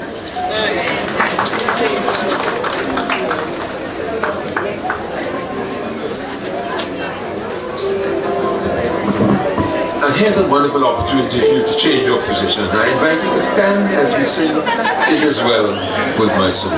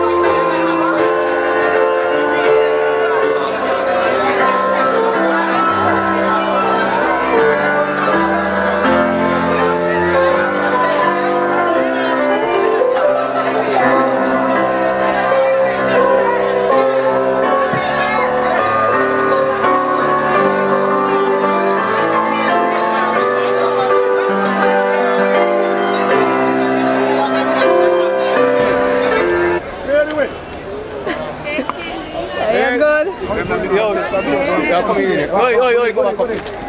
I'm coming. But me think it's some hard work you get for here. Come down. Go down. Yo, you're not going up there. Yo, we keep it. Go down. You just go down. Right. Go down. Yeah, you come down. Come. Hold on. I'll move.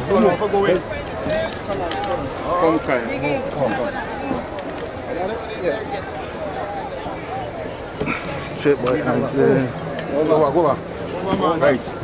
That's it. Pull up the other one. Oh, you pull it down, my boy. Pull it. Your boy, Mr. Excuse. Ready, King? You got to go down, my brother. Yeah. Right. Boy, you can't pull up. Providence, what is it? Respect, man. Yeah, alright. Yeah, man.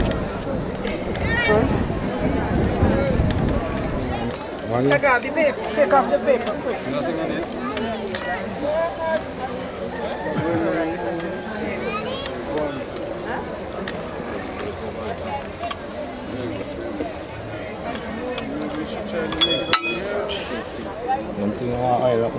No, they all school one. Go boy. And come. Hey. Eh? Hey. Hey. It's a boat. Yeah,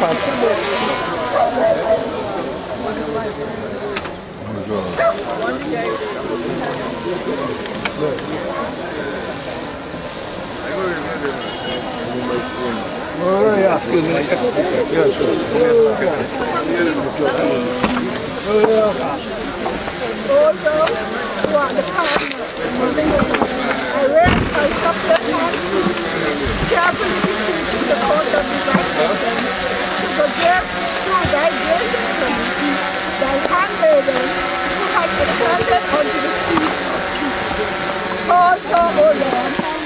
Overshadowed by the clouds of the mercy, ocean of thy forgiveness and time. And enable her to enter thy sanctified, thy heavenly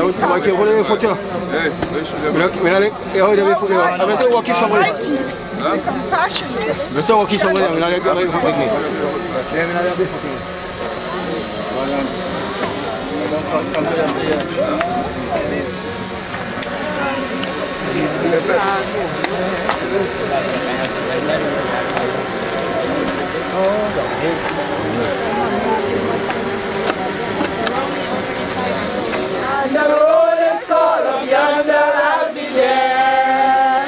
When the road is called up yonder, when the road is called up yonder, when the road is called up yonder, when the road is called up yonder, I'll be there.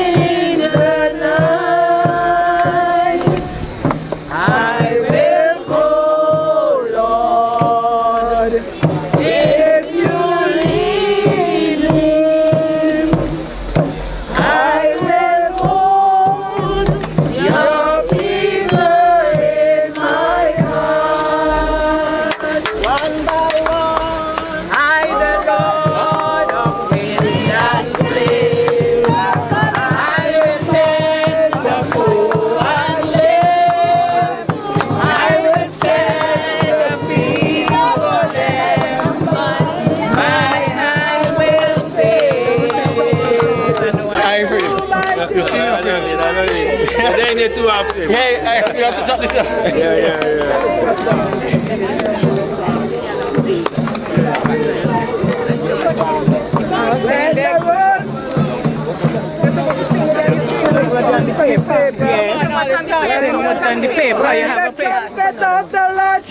And time shall be no more, and the morning breaks eternal, bright and fair. When the sail of all shall gather over on the other shore, and the rollers call up yonder, I'll be there. When the rollers call up yonder, when the rollers call up yonder, when the rollers call up yonder, when the rollers call up yonder, I'll be there. On that bright and cloudless morning, when the dead in Christ shall rise, and the glory for the Father will go run away. We'll be there as a dwelling in the sweet, in the sweet, by and by. We shall meet on that beautiful shore, in the sweet, by and by. We shall meet on that beautiful shore. Just sing on that beautiful shore. Melodia, Melodia, song of the blessed, and the spirit shall sorrow no more. Oh, thank you, Lord. The blessing of praise.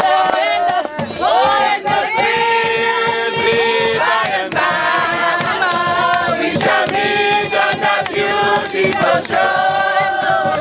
In the sweet, by and by, we shall meet on that beautiful shore. The wonderful Father above, we shall offer a tribute of praise for the glorious gift from above.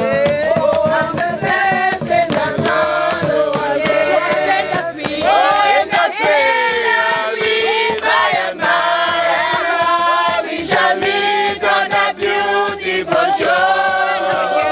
In the sweet, by and by, we shall meet on that beautiful shore. I'm just a passing through. Heaven is not my home, then Lord, what shall I do? The angels beckon me, the heavens open low, and I can't see the home in this world anymore. Oh Lord, you know I have no friend like you. If heaven's not my home, then Lord, what shall I do? The angels beckon me, the heavens open low, and I can't see that home in this world anymore. I have a loving mother, don't going to relax. I don't expect to die, no more to roll. Some Friday, when life is low, some Friday, I'm going away. Some Friday, I'm going away. I wanna leave this world, no more to roll. Some Friday, when life is low, we will run away, roses to wear. Oh, we will run away, roses, run away, roses, run away, roses to wear. Oh, we will run away, roses, run away, roses, run away, roses to wear. Yeah, Jesus, Lord.